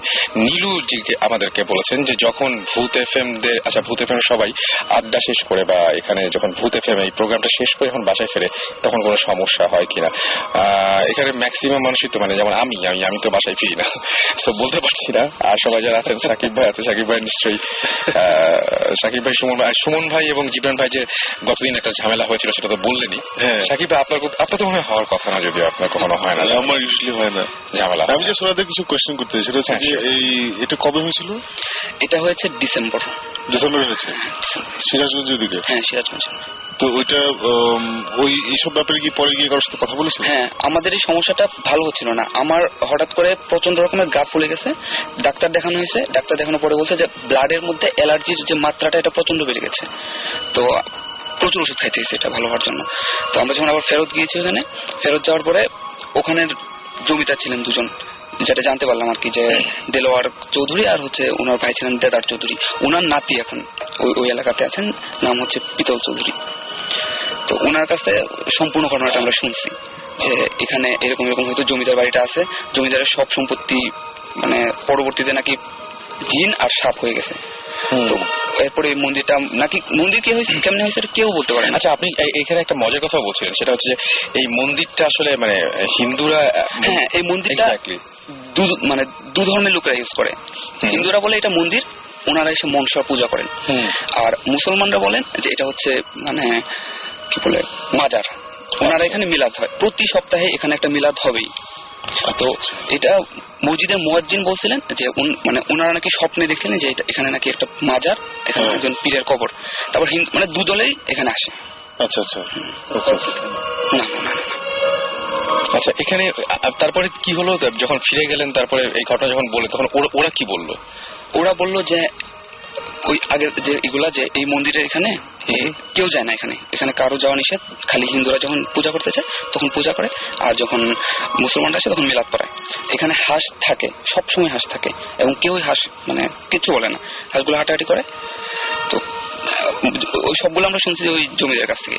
তো আমরা ওখানে মুয়াজ্জিন যে ছিলেন, মুয়াজ্জিন ওনার সাথে আমরা যোগাযোগ করে ওনাকে আমরা সব ঘটনা মানে সম্পূর্ণ ঘটনা বলছি, যে একদম যা যা করেছি আমরা সবকিছু বাদ দিই। যে এখন আমাদের সমস্যা হচ্ছে আমরা মানে রাতে ঘুমানোর পরেও এইগুলা দেখতেছি যে কালো লম্বা কেউ একজন এসে আমাদের গলাতে। আচ্ছা, আপনি একটা জিনিস মিস করেছেন, সেটা হচ্ছে আমি বলবো, সেটা হচ্ছে আপনি যে আপনি ইমেইলে লিখেছিলেন, রাইট? ওই যে আপনার আরেকটা সমস্যা হয়, এটা তো আপনার যে এমনি শারীরিক সমস্যা, ঘুমের সময় যেটা সমস্যা, ওই সমস্যাটা একটু বলেন। যে কেউ একজন মনে হচ্ছে যে হ্যাঁ কেউ একজন ওই আমি যেটা দেখছিলাম যে লম্বা চওড়া একজন লোক, ঠিক ওইরকম কালো একটা কিছু আমার মানে ঘুমানোর পরে এটা মাথার কাছে এসে বসে আমার মাথায় হাত বুলায় দেয় এরকম। এটা তো ওইখান থেকে ফিরে আসার পর থেকে হয়। এখনো কি হয় এটা হচ্ছে এখন একদম কমে গেছে। আর অ্যাকচুয়ালি আমার অভ্যাসটা আমি ওই কারণে পাল্টাতে গেছি। আমি আগে ঘুমায় পড়তাম 12টায় থেকে, তো 12টায় ঘুমালে আমার এই প্রবলেমটা, আমি জানি যে আমি ঘুমালে আমার এই প্রবলেমটা হবে হয়তো। তো আমি ধীরে ধীরে অভ্যাস করলাম যে ফজর আজানের পরে ঘুমানোর। আপনি এই সমস্যার জন্য ফজর আজানের পরে ঘুমাচ্ছেন? এই জাস্ট এই সমস্যাটা আমার এত রকম মানে এতটাই প্রকট হয়েছিল যে আমি মানে তাড়াতাড়ি ঘুমানো বাদ দিছি। আমি জীবনে কোনোদিন মাসুদ রানার বই পড়িনি। আমি তখন থেকে মানে অভ্যাস করা শুরু করছি যে রাত 12টা 1টা পর্যন্ত আমার পড়া শেষ হয়ে যাওয়ার পরে ওই টাইমটা রাত জেগে কাটানোর, চিন্তাটাকে অন্যদিকে নিয়ে যাওয়া, অন্যভাবে যখন ফজর আজানটা হয়ে যায় তখন একটু ফস হয়, তখন আমি ঘুমাই। রাইট, ওইটা করার জন্য। তো না পেরে শেষ পর্যন্ত না পেরে আমি ওকে নিয়ে আবার গেছি যে চলো সমস্যার ঘটনা ওখানে হয়েছে, সমাধানটা ওইখানে হবে।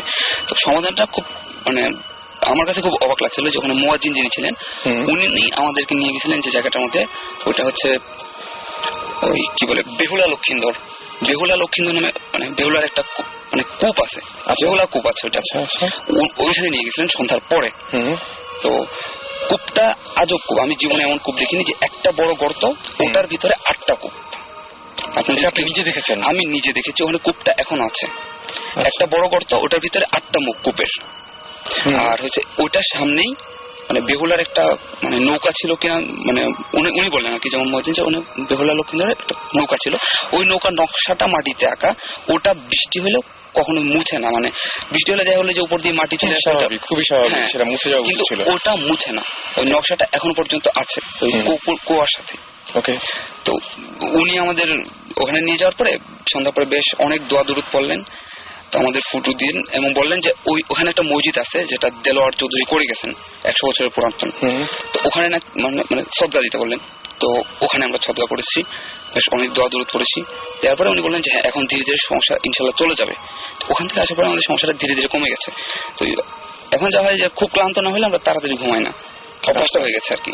কিন্তু এখন কি কোনোদিন এরকম দেখেছেন মাঝখানে হঠাৎ করে 12টার দিকে ঘুমালে আবার সেই সমস্যাটা? এখন যেটা হয় যে অনেকদিন পরে পরে হয়তো কাউকে দেখি যে মানে হাত বোলা দিচ্ছে বাট গলা চাপায় ধরতেছে না। আগে যেমন হতো যে ধীরে ধীরে গলা চাপায় ধরে চাপ দিতে। আপনি ওই জিনিসটা মিস করছেন। প্রথমে দেখেন যে মানে মাথায় হাত বুলে দিচ্ছে, তারপরে একসময় গলাটা পেঁচে ধরে। এবং সবচেয়ে আশ্চর্য জিনিস যে এটা কয়েকদিন হওয়ার পরে আমি নিজে হাত দিয়ে দেখেছি আমার গলায় ব্যথা ছিল। আচ্ছা, মানে চাপ মানে আপনি ঘটনাটা শেষ করেন। প্রথমে দেখেন যে মাথায় হাত বুলে দিচ্ছে, তারপরে দেখেন যে ঘুমের মাঝখানে কেউ গলাটা পেঁচে মানে খুব সুন্দর করে পেঁচিয়ে ধরছে, ধরার পরে চাপ দিচ্ছে। আমি ঘুমানোর মতো অবস্থা, ও তখন জেগে থাকে। ও আমাকে ধাক্কা দিয়ে ওঠানোর পরে ও বললো জীবন ভাই যা দেখছি যে আপনি মানে শরীর কাঁপতেছে এবং ঘুমাচ্ছেন, যেন মানে ঘুমের সময় একটু ঘুমানো হয় না ওরকম। তো আমি ওকে সম্পূর্ণ ঘটনা বলছি।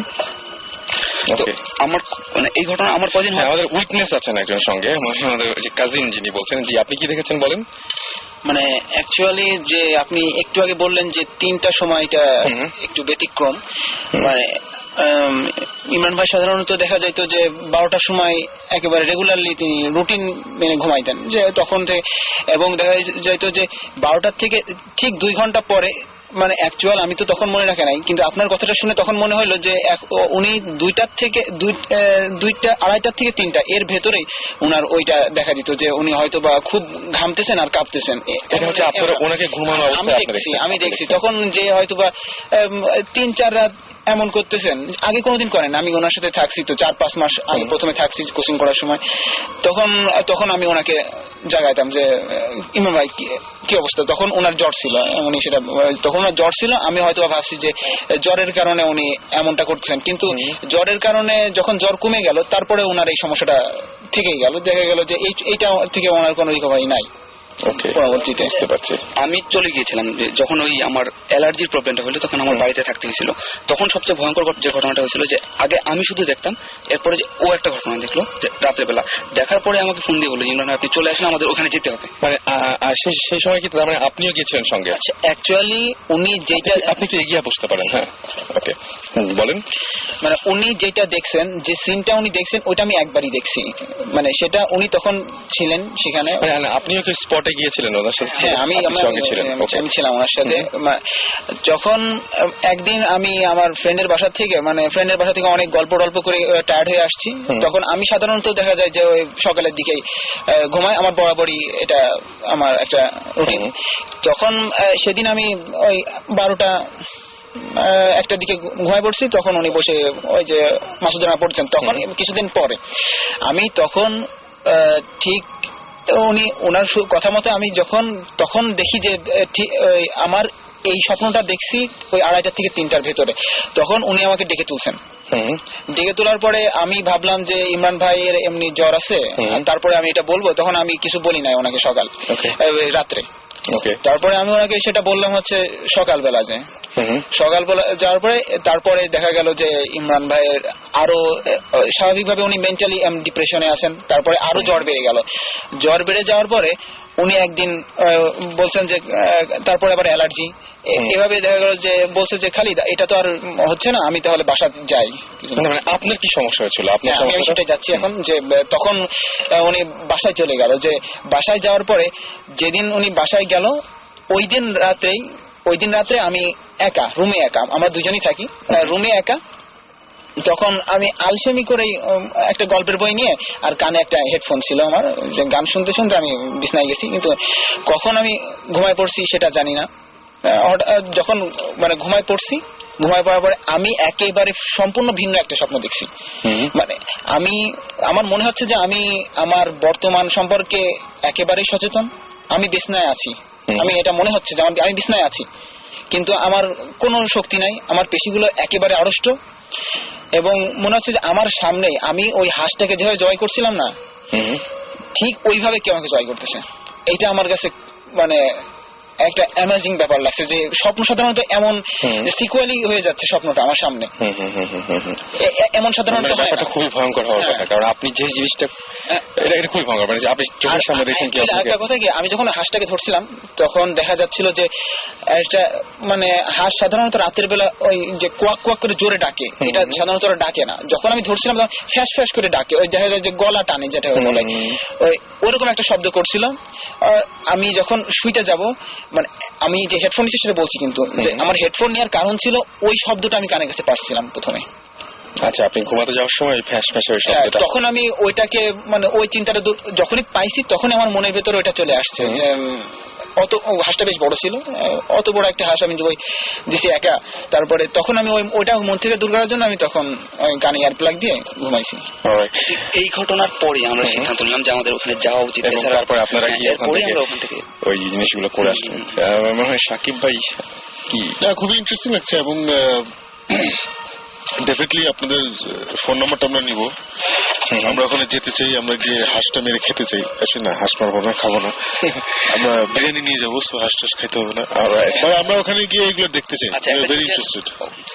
মানে জমিদারের নাতি যে এখন পিতল চৌধুরী, ওনার বাজারে খুব বড় একটা দোকান আছে, উনি গেলে মানে আমিও মানে হেল্প করবেন, সব ধরনের হেল্প করবেন। ওনাদেরই জমিদার বাড়িতে উনি আছেন, আপনার হেল্প পাবেন। পিতাল চৌধুরীর বাবা এবং মা দুজনেই এখনো বেঁচে আছেন। এটা হচ্ছে সব থেকে মানে তখন আমরা তার কাছে জিজ্ঞেস করছি যে আঙ্কেল এখানে কি জমিদার বাড়ির কি কোনো ব্যাকগ্রাউন্ড খারাপ আছে, কিংবা কেউ পসেসড হয় এমন কি কিছু আছে? তা উনি শুধু বলেন হ্যাঁ অনেক আছে, কিন্তু কখনো ফ্ল্যাশ করে না যে কি কখনোই। ওদেরকে অনেক রিকোয়েস্ট করা হয়েছে যে আঙ্কেল বলেন কোনো সমস্যা নাই, এটা আমরা এটা কোনো সমস্যা নেই, আপনি যদি আসেন, আপনি যদি এটা বলেন তাহলে এখানে ইনভেস্টিগেশন টিম আসবে, আপনাদের সমস্ত কিছুই ঠিক করা হবে। কিন্তু উনি ওইটা কোনোদিন শেয়ার করতে চান না, যে শুধু এটুকু বলছেন। আরেকটা জিনিস উনি শুধু এটুকু ফ্ল্যাশ করছেন যে জমিদার বাড়িতে নাকি নিজাম ডাকাত না, আমি প্রথমে বলি যে জমিদার বাড়িতে নাকি উনি অনেক সাপ আছে, অনেক বিষধর প্রচুর সাপ আছে, যেগুলা হচ্ছে যে ওই জমিদার বাড়ির নাকি যদি কেউ ক্ষতি করতে চায় তখন সেগুলা বের হয়ে সেগুলাকে দংশন করে। এখানে তিনি একটা যে রেফারেন্স দিচ্ছেন যে নিজাম ডাকাতের। আচ্ছা, ওকে ওকে। তাহলে আমরা যেটা করি, আমরা একটা SMS পড়ে ফেলি।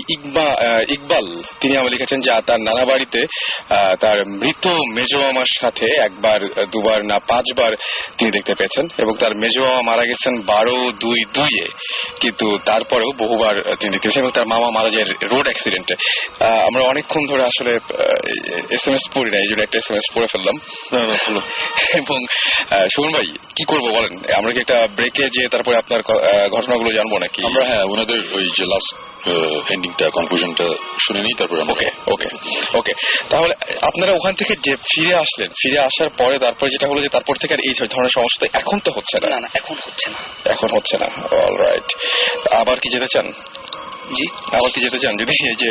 হ্যাঁ, interested. Okay okay, thank you আমাদের সাথে শেয়ার করার জন্য এই ঘটনাগুলো, এন্ড এত কষ্ট করে রাতের বেলা এসেছেন আমাদের সাথে। না, এটা আমার খুবই মজা লাগছে। মানে আমি অ্যাকচুয়ালি মানে ডেফিনেটলি আমাদের কষ্ট হচ্ছে, এটা আমাদের মজা লাগে না। যেটা মানে ঘটনাটা মানে এরকম ঘটনা ইনফ্যাক্ট আমরা ইনভেস্ট করতে চাই। এইটাই হচ্ছে ওই ঘটনা যেখানে আমরা যেতে চাই আর কি। রাইট। এবং থ্যাংক ইউ ভেরি মাচ আসার জন্য। এবং আসলে ওখানে আরেকটা কথা মানে একটু বলবো যে ওখানে আরেকটা কথা প্রচলন আছে যে জমিদারের নাকি 3টা ওয়াইফ ছিল, যে 3টা ওয়াইফ যখন উনি মানে ওখানে কিন্তু 3টা মন্দির আছে, আর ওই মানে দেখা গেছে যে মন্দির, ওর সামনে যে মসজিদ এবং ওই জমিদার বাড়ি এবং সামনের পুকুর, এগুলো ইন্টার রিলেটেড।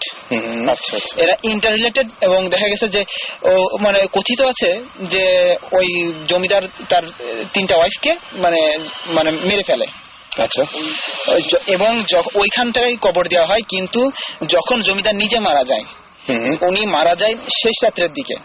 আচ্ছা। তখন ওই যে মন্দির 3টা উঠা শুরু করে, মানে অন বাই অন, প্রথমে এইটা, তারপর এইটা, তারপর এইটা। একা হয়েছে, কেউ তৈরি করেনি? না, এখানে বট গাছটা কিন্তু আগে ছিল। অনেকে ভাবতে পারে যে বট গাছটা ওর উপরে জন্মাইছে, অনেক পুরানো, 100 বছরের পুরানো, ওটা জন্মাতে পারে, কিন্তু আসলে না।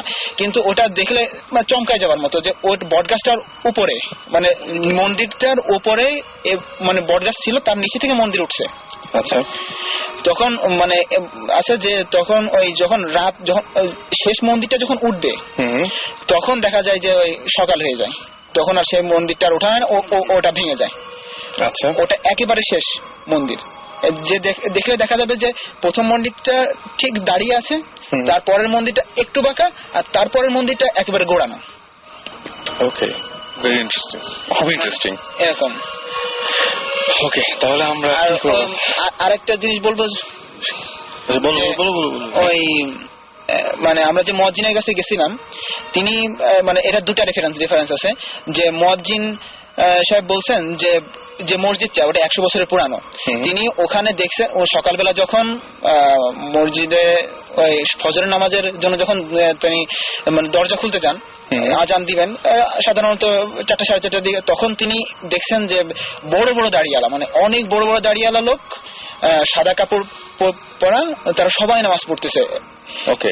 আর এর পেছনে আরেকটা রেফারেন্স আছে যে ওই চলন বিলের একজন জেলে, সে বলছে যে সে যখন রাত্রেবেলা মানে মাছ ধরতে যায়, তখন দেখা যায় আকাশ থেকে মানে অনেক আগুনের গোলা ওই গাছের উপরে পড়ে, আর নিচ থেকে সেগুলা ঠিক অমন বড় বড় দাড়িওয়ালা লোক হয়ে সে মসজিদের দিকে যায়। আচ্ছা, মানে সেগুলো দেখা যায়। তাহলে দেখা যায় আমাদের মানে কথাবার্তার সাথে ওদের এই 2টা কথার যে মিলটা হলো যে তারা মধ্যরাতে আসে আর ওখানে সকালবেলা নামাজ পড়ে। মানে একজন দেখছে যে বিলের ওখান থেকে মসজিদে আছে, এবং মুয়াজ্জিম সাহেব দেখছেন যে তারা নামাজ পড়তেছে। আমরা পরবর্তীতে আমরা কিন্তু 2টা কথা আলাদা আলাদা ভাবে মানে শুনছি, মিলাই দেখলাম যে একই রকম। আমি একটু ইন্টারেক্ট করি, এই যে চলনবিলে এই যে আগুনের মতন গোলা যে পড়ে, খুব ইন্টারেস্টিং ব্যাপার হচ্ছে যে আমরা এই ভৌতিকটা একটা সময় ইনভেস্টিগেশনের সময় একবার গুগল করেছিলাম অনলাইনে যে বাংলাদেশে কিছু আসে নাকি। সেখানে এই ঘটনাটা মানে ঘটনাটা জাস্ট বলেছে যে মাঝিরা নাকি, জেলারা নাকি মাঝে মাঝে রাতের বেলা দেখে ওই জায়গায় যে আকাশ থেকে আগুনের গোলার মতন কিছু একটা পড়ছে। তো এটা আজকে আবার এখান থেকে শুনলাম, খুব ইন্টারেস্টিং। তো সাকিব জিবরান, আমার তো মনে হয় যে আমরা নতুন একটা কেস জায়গা পেয়ে গেছেন। একদম। এবং আমার কাছে একটা জিনিস মনে হচ্ছে, বারবার করে ওদেরকে মানে আমরা মনে করছি শেষ হয়ে গেছে, কিন্তু ব্যাপারে এত বেশি গল্প আছে ওই জায়গার, এত বেশি ঘটনা আছে, আমার মনে হচ্ছে যে মানে আরো কিছু মনে হয় জানা আছে, জানা যাবে, তাই না? মানে সেটাই, শেষ করা যাবে না। সেটাই আমার মনে হয় যে একটা কাজ কি করতে পারেন আপনারা, মনে করেন যে আবার নেক্সট একটা এপিসোডে আপনারা যদি আসেন, তাই না? কেমন হয় জানেন না, নেক্সট একটা এপিসোডে যদি আবার আসেন তাহলে আবারও কথা বলা যাবে, তাই না? সুতরাং আমার মনে হয় যে কারণ শেষ করা যাবে না, এত বেশি ঘটনা আছে আমাদের মনে হচ্ছে। মানে যে আমরা পরবর্তীতে আগ্রহী হয়ে এখানে ইনভেস্টিগেশনে গেছি, 3বার যা হয়েছে ওখানে, প্রথমে একবার, তারপরে 3বার নিশ্চয়ই আপনারা অনেক ঘটনা নিয়ে ফিরে এসেছেন ঢাকায়।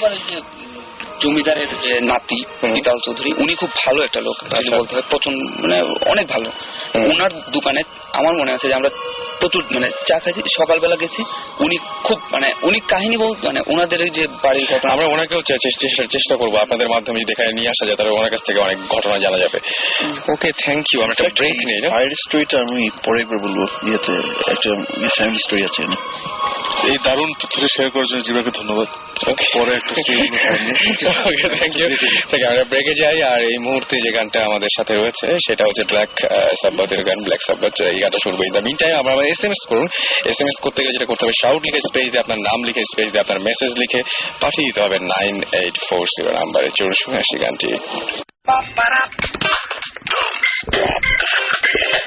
Radio 48.0 FM.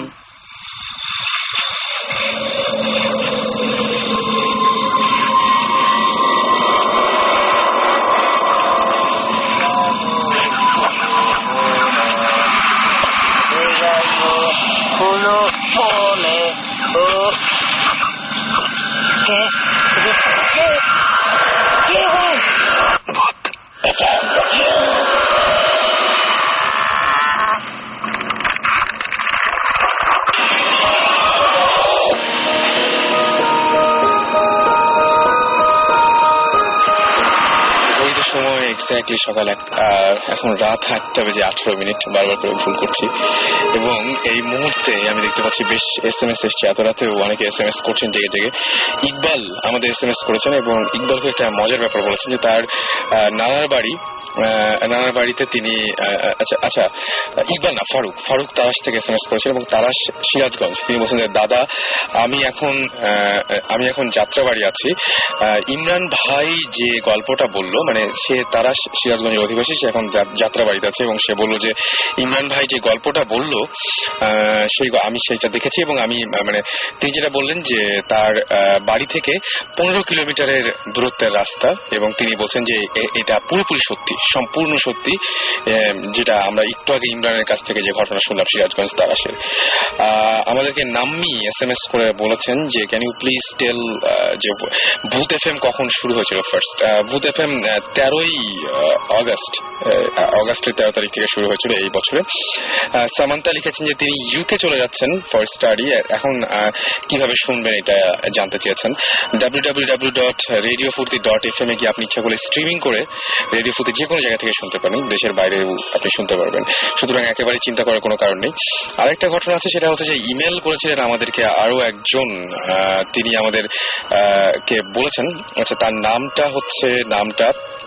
এহসান হাবিব সজল, এবং তিনি একজন ডাক্তার, এবং তিনি বলছেন যে তার গ্র্যান্ডফাদার মানে তার দাদা খুবই রিলিজিয়াস একটা পার্সন ছিলেন, এবং তিনি একটা জিন পুষতেন, তার নাম ছিল হচ্ছে আব্দুর রহমান, এবং সেই আব্দুর রহমান জিনের অনেক কাণ্ডকীর্তি আছে, এবং দেখা যেত তাদের বাসায় কোনো সময় কোনো প্রবলেম হতো না, মানে সবসময় ভালো কাজেই আসতো আর কি। কিন্তু সবচেয়ে মজার যে ব্যাপারটা সেটা হচ্ছে যে তার দাদা একবার এরকম হয়েছিল যে বাড়িতে বাড়িতে একবার একটা ডাকাত পড়েছিল, এবং সেই ডাকাত পড়ার পর যেটা ঘটনাটা করেছিল, ডাকাত যখন ফিরে যায় সেই সময় রাস্তায় সেই ডাকাত ভয়াবহভাবে ইনজিউর্ড হয়েছিল, এবং সেই ডাকাতকে পরে জিজ্ঞেস করা হয়েছিল, চোর ডাকাত যাই হোক না কেন, তাকে জিজ্ঞেস করা হয়েছিল কে তোমাকে মেরেছে, সে বলতে পারেনি, এবং রাস্তায় কিভাবে সে ইনজিউর্ড হলো যায় না, সে শুধু বলল যে মনে হচ্ছিল যে কেউ মারছিল, কিন্তু সে কিছু দেখেনি আর কি, এরকম। এবং তারপরে আরেকটা ঘটনা তিনি শেয়ার করেছেন একইভাবে ইমেইলে, সেটা হচ্ছে যে তিনি বলছেন যে তার দাদা মারা যাওয়ার পরে যখন যে 40 যে সবাইকে ডাকা হয় এবং খাওয়া দাওয়ার আয়োজন করা হয়, সেখানে তারা এস্টিমেট করেছিল 400 লোকের, এবং সেখানে 400 লোকের পরিবর্তে কিভাবে 4000 লোকের তারা আয়োজন করেছিল, এবং কিভাবে সেখানে 9000 লোক এসে উপস্থিত হয়, এবং 4000 লোকের সেই খাবার 9000 লোক মিলে মাত্র অর্ধেকটা শেষ করতে পেরেছিল। এবং খুব অদ্ভুত একটা ব্যাপার, এই দুটো ঘটনা সে শেয়ার করেছে। সুতরাং আপনি যদি ইচ্ছা করে শেয়ার করতে পারেন আপনার এরকম ঘটনাগুলো, সেজন্য আপনি যেটা করতে হবে, শাউট লিখে স্পেস দিয়ে আপনার নাম লিখে স্পেস দিয়ে আপনার মেসেজ লিখে পাঠিয়ে দিতে হবে 9840 নম্বরে, অথবা bhutfm@radiofurti.fm আপনি ইচ্ছা করলে ইমেল করতে পারেন। যাই আমরা অনেকক্ষণ ধরে ওয়েট করছিলাম, ইনফ্যাক্ট আমিও ওয়েট করছিলাম সুমন ভাই এবং সাকিব ভাই আর জীবন ভাই একটা গল্প বলেছেন আজকে তাদের কাছ থেকে কিছু শোনার জন্য। আমাকে জীবন ভাই তো এখনো পর্যন্ত আমাদের মাঝে নেই, সুতরাং আচ্ছা উনি কোনায় বসে আছেন, আমি দেখি কোথায় গেল হঠাৎ করে। সে আছে পাতায় পাতায়। তো জীবন ভাই আমরা কি ঘটনা এখন জানবো? বেসিক্যালি কিছু না, রিএফার্মিং স্টোরি, যে আমি জিনিস যেটা দেখছিলাম যে মানুষ কিভাবে ডিসক্রাইব করে তাদের এক্সপিরিয়েন্স জিনিসপত্র, যেমন আগুন একটা, কেউ দেখেছে একটা স্কোয়ার বক্স যেটা ঘুরে বেড়াচ্ছে চারদিকে। আমাদের in fact we had experience of catching one of this things on our camera. তারপর ফায়ার টাইম বলছিলাম যে হঠাৎ ট্রিগার করলো যে এই জিনিসটা আমার নানা বাড়িতে, জমিদার বাড়ি তো, সো ওখানে একটা জেনারেশন ধরে কাজের লোক থাকে তো, কেয়ারটেকার এরা। সো বারবার আমি জিজ্ঞেস করতাম যে আমি নিজে অনেক দেখেছি, উনি দেখেছি, অবভিয়াসলি সে একটা কিছু দেখেছে, ওদের আমি জীবনে কিছু দেখিনি। বলতে আমি ফোর্স করতে একদিন, ইনফ্যাক্ট সাকিব ছিল একদিন, ফার্স্ট টাইম গিয়েছিল, ওখানে বসে আমি জিজ্ঞেস করলাম যে কিছু তো একটা দেখেছেন এক সময়, বলে হ্যাঁ একটা জিনিস দেখছিলাম। কি মানে আমি বসে আছি মানে বাইরে রাত্রেবেলা, তখন আমি দেখি যে হঠাৎ করে বলছিলাম আলো কোত্থেকে আসছে। আচ্ছা, আলো আসছে কোত্থেকে, দেখতে দেখতে একটু নোটিস করলাম যে সামনে ছিল একটা বিরাট গাছ, তখন গাছ থেকে একটা টুকরা আগুন পড়ে গেল মাটিতে। আচ্ছা, পড়ে এটা কিছুক্ষণ ঘোরাঘুরি করলো মাটির মধ্যে, আগুন তো নড়তে পারে না, এটা ঘোরাঘুরি করছে, ঘুরে এটা দুই টুকরা হয়ে গেল, দুটো আগুন হয়ে গেল। আচ্ছা, তো দুটো আগুন এর মধ্যে মানে বাতাসে উড়ে একটার সাথে একটা খেলছে কিছুক্ষণ ধরে, খেলে আস্তে আস্তে আবার একসাথে হয়ে হঠাৎ তার মনে হলো যে এটা তাকে দেখে ফেললো। দেখে ফেলে তারপর সে কিছুক্ষণ আরেকটু এসে একটু উঠেছে, গাছ উঠে vanish. So this is the only thing he could say that he's seen in his entire life, and সে আছে ওখানে 60-65 বছরের উপর, অনেকদিন ধরে আছেন। So আমি I try to relate যে কে কি দেখেছে, to put it together, যে আমরা যে বলি জিন যাই কিছু বলি, obviously there's differentiations, আর আমাদের visual aspect আমরা কি দেখি সবসময়, so different জায়গাতে different খবর পাচ্ছি। এখনো I don't know how to put it all together, that which is fact, which is fiction, এখনো true. অলরাইট, আমরা এখন আবারও চলে যাই। সুমন ভাই আছেন, সাকিব কিছু সময় বলেন। আমার আসলে আজকে আমি কথা কম বলছি, আমার জ্বর। হ্যাঁ, এই জ্বর নিয়ে এসেছি। ওই রাসেল জ্বরটা বোধহয় শুনবে আপনার কাছ থেকে আমাদের কাছে এসেছে, হতে পারে, এসি বন্ধ করে বসে আছি। এনিওয়েজ, আজকে এই হঠাৎ করে পুকুরের কথা যখন হচ্ছিল, তখন আমাদের ভূতিস্ট্যাট ইনভেস্টিগেশনের কথা মনে পড়লো, যেটা আমরা খুব শীঘ্রই টিভিতে দেখাবো না, এটা হয়তো আমরা সেকেন্ড সিজনে দেখাতে পারি, রাইট? হ্যাঁ, সো এবং সাকিবের কথা অনুযায়ী যে সেকেন্ড সিজনে যে জিনিস দেখাবো, আজকে যারা এটা শুনবে তারা হয়তো ভুলে যাবে, এখন বললে অসুবিধা নাই। মানে আমরা জাস্ট যে জিনিসটা মানে আমাদের ইনভেস্টিগেশনের পার্টটা বলছি না, আমরা বলছি যে অ্যাকচুয়ালি যে ঘটনাটা আমরা শুনেছিলাম আর কি, একটা এটা টাঙ্গাইলের দিকে যেতে গেলে একটা বাসা আছে, বিশাল বড় একটা বাসা। সো ওই বাসার ভিতরে একটা বিশাল পুকুরও আছে, মানে বিশাল একটা প্রেমিস আর কি। আচ্ছা, সো ওইখানকার গল্পটা হচ্ছে এরকম অনেকটা, যে অনেক বছর আগে 3টে ফ্রেন্ড, বাচ্চা ছেলে, মানে বয়সে টিনেজার বা এরকম একটা কিছু, এরা গোসল করতে নিয়েছিল এখানে। তা নামার পর 3 জনের মধ্যে ওরা তো বাচ্চা এবং ভালো যে সাঁতার জানে ওরকমও না, মানে কোনো একজন সাঁতার মানে খুব কম, মানে অতটা ভালো জানে না, সে পুকুরের পাড়ের দিকে ছিল, আর 2 জন খুব ভালো সাঁতার, তারা আবার ভিতরের দিকে চলে গেছে। ওরা খেলছে, গোসল করছে, মজা করছে। এরকম একটা সময় হঠাৎ করে একটা ফ্রেন্ড যে মাঝখানে ছিল, ও হঠাৎ করে চিৎকার করা শুরু করে, মানে যে ও ডুবে যাচ্ছে, মানে অথচ ও সাঁতার খুব ভালোই জানে, ও ডুবে যাচ্ছে, দেখা গেল যে পুকুরের নিচে চলে গেল, আবার উঠলো, আবার চিৎকার, এই টাইপের অবস্থা। তো অনেক সময় যেটা হয় যে পুকুরে যে ক্র্যাম্প হয় গোসল করার সময় বা নদীতে বা পুকুরে, সো ভালো ওরকম একটা কিছু, সো ওরা আবার সাঁতরে ধরার চেষ্টা করলো, বাট চেষ্টা করে আলটিমেটলি ওখানে গিয়ে ওকে ধরে রাখতে পারে নাই, ও করে পাড়ির নিচে চলে যায় এবং অ্যাকচুয়ালি ছেলেটা ডুবে ওখানে মারা যায়। এবং মারা যাওয়ার পরে তো খুব অনেক কাহিনী, মানে ফ্রেন্ড দুটো ডিপ্রেস, মানে ফ্রেন্ড মারা গেছে, লোকজন হয়েছে, অনেক ব্যাপার স্যাপার হয়েছে। তো যাই হোক, ছেলের ডেড বডি পরে উঠানো হয়, ওকে কবর দেওয়া হয়। সো ব্যাপারটা হচ্ছে যে আমরা পরে যে গল্পটা শুনেছি সেটা হচ্ছে যে এরও অনেক বছর পরে কোনো কারণে ওই তাদের এই যে দুটো ফ্রেন্ড ছিল, বেঁচে ছিল, দুটো ফ্রেন্ডের মধ্যে একটা ফ্রেন্ড ওই পুকুরেই গোসল করতে গিয়ে আবার মারা যায়। আচ্ছা, হ্যাঁ, তো তখন ব্যাপারটা ইন্টারেস্টিং দাঁড়ায় যে মারা যায় আবার ওই সেম পুকুরেই। এবং তাদের যে ফ্রেন্ডটা বেঁচে আছে আর কি, তো অ্যাকর্ডিং টু হিম, মানে আমরা গল্পটা অ্যাকচুয়ালি শুনেছি ওই ভদ্রলোকের কাছে, মানে অ্যাকচুয়ালি এটা অনেক আগের কথা, এখন মানে যে বেঁচে আছে তার কথা হচ্ছে যে ওই পুকুরে রাতে নাকি মাঝে মধ্যে দেখা যায় যে তার যেই ফ্রেন্ডটা প্রথমবার যে মারা গিয়েছিল ওকে নাকি দেখা যায় পুকুরটার মাঝখানে, মাঝে মধ্যে নাকি দেখে যে দাপা দাপি আওয়াজ হয় এই টাইপের। এবং তারপরে আমরা যখন অনেক সময় অনেকের সাথে কথা বলেছি এবং সবাই ওই পুকুরটাতে এখন কেউ নামে না, মানে ভয় পায় আর কি, খুব বেশি হলে হয়তো বা পারে বাসন গোসন ধোয়ার জন্য বা এই কারণে ইউজ করা হয়, কিন্তু কেউ আর গোসল করতে ওই পুকুরটাতে নামে না। এবং সবাই বলে যে রাতে নাকি একটা আওয়াজ পাওয়া যায়, অ্যাজ ইফ পুকুরে কেউ গোসল করছে, অনেক দাপাদাপির আওয়াজ হয়। সো এরকম সময় একজন eyewitness, according to him, সে যে গল্পটা বললো এটা খুব ইন্টারেস্টিং। সেটা হচ্ছে যে রাতে ওখানে একদিন সে বসেছিল, পুকুর পাড়ে বসে আছে রাত্রেবেলা, তো হঠাৎ করে এরকম আওয়াজ হয় শুনছে, তখন সে দূর থেকে অন্ধকারে বুঝতে পারে যে কিছু একটা আছে পুকুরের মাঝখানে, একটা কিছু আছে। তো এখন তো মাছ টাছও থাকার মানে এত আওয়াজ কিসের জন্য হচ্ছে। তখন সে গ্রামের মতন জায়গায়, তো সে তখন টর্চ বের করে, কোনো আলো নাই আর কি অন্ধকারে। তো তখন সে যখন টর্চটা মারার পর দেখে যে মাঝখানে, পুকুরের ঠিক মাঝখানে একটা কিছু, সে বুঝতে পারছে না, টর্চটা ভালো করে মেরে যখন রিয়েলাইজ করলো তখন সে সাথে সাথে টর্চ ফেলে ওখান থেকে দৌড় দিয়ে পালে যায় চিৎকার করে, ভয় পায় এই কারণে, অ্যাকর্ডিং টু হিম সে যে জিনিসটা দেখেছে সেটা হচ্ছে যে পুকুরের ঠিক মাঝখান থেকে একটা জিনিস উপরে উঠে আছে এবং এটা কোনো মানুষ না, এটা একটা মানুষের পা উল্টো, মানে বডিটা একদম নিচের দিকে একটা পা উপরে উঠে আছে এবং ভয়াবহ লাগার কথা। এটা একটা ভয়াবহ একটা সিন আসলে। ওটা দেখার পর সে খুব ভয়টা পায়, তার জ্বরটা আসে, খুব বাজে ধরনের একটা অবস্থা নাকি হয়।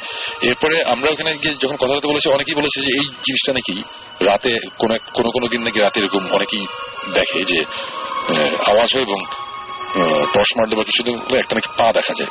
ব্যাপারটা খুবই উইয়ার্ড, মানে এই জিনিসটা যখন ভিজুয়ালাইজ করছি তখনই আমার কাছে মনে হয়েছে যে ওয়াও, মানে আমরা এটা দেখছি নিশ্চয়ই।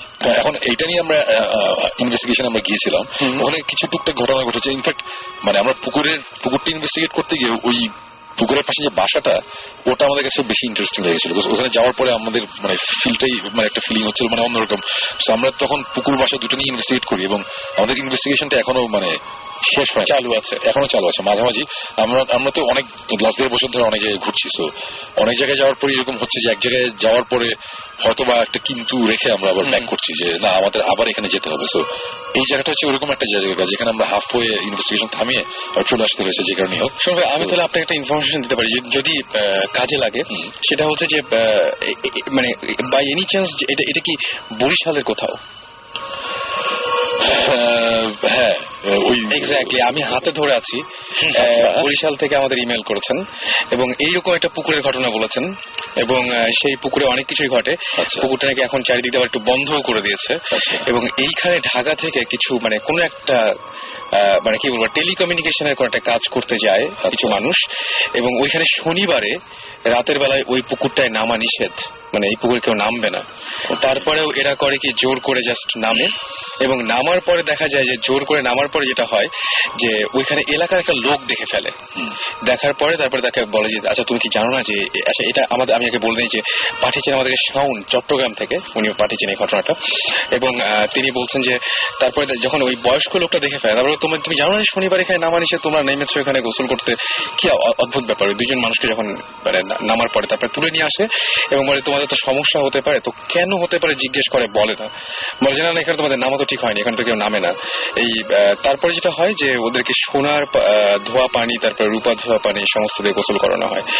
গোসল করানোর পরে তারপরে বলা হয় যে তোমরা মানে তখনই তো উঠিয়েই আসা হয়েছিল, ইনফ্যাক্ট গল্প তারপরে তাদেরকে বলা হয়েছিল যে এই পুকুরের কি ঘটনা আছে, যে এরকম এরকম ঝামেলা আছে এই পুকুরের।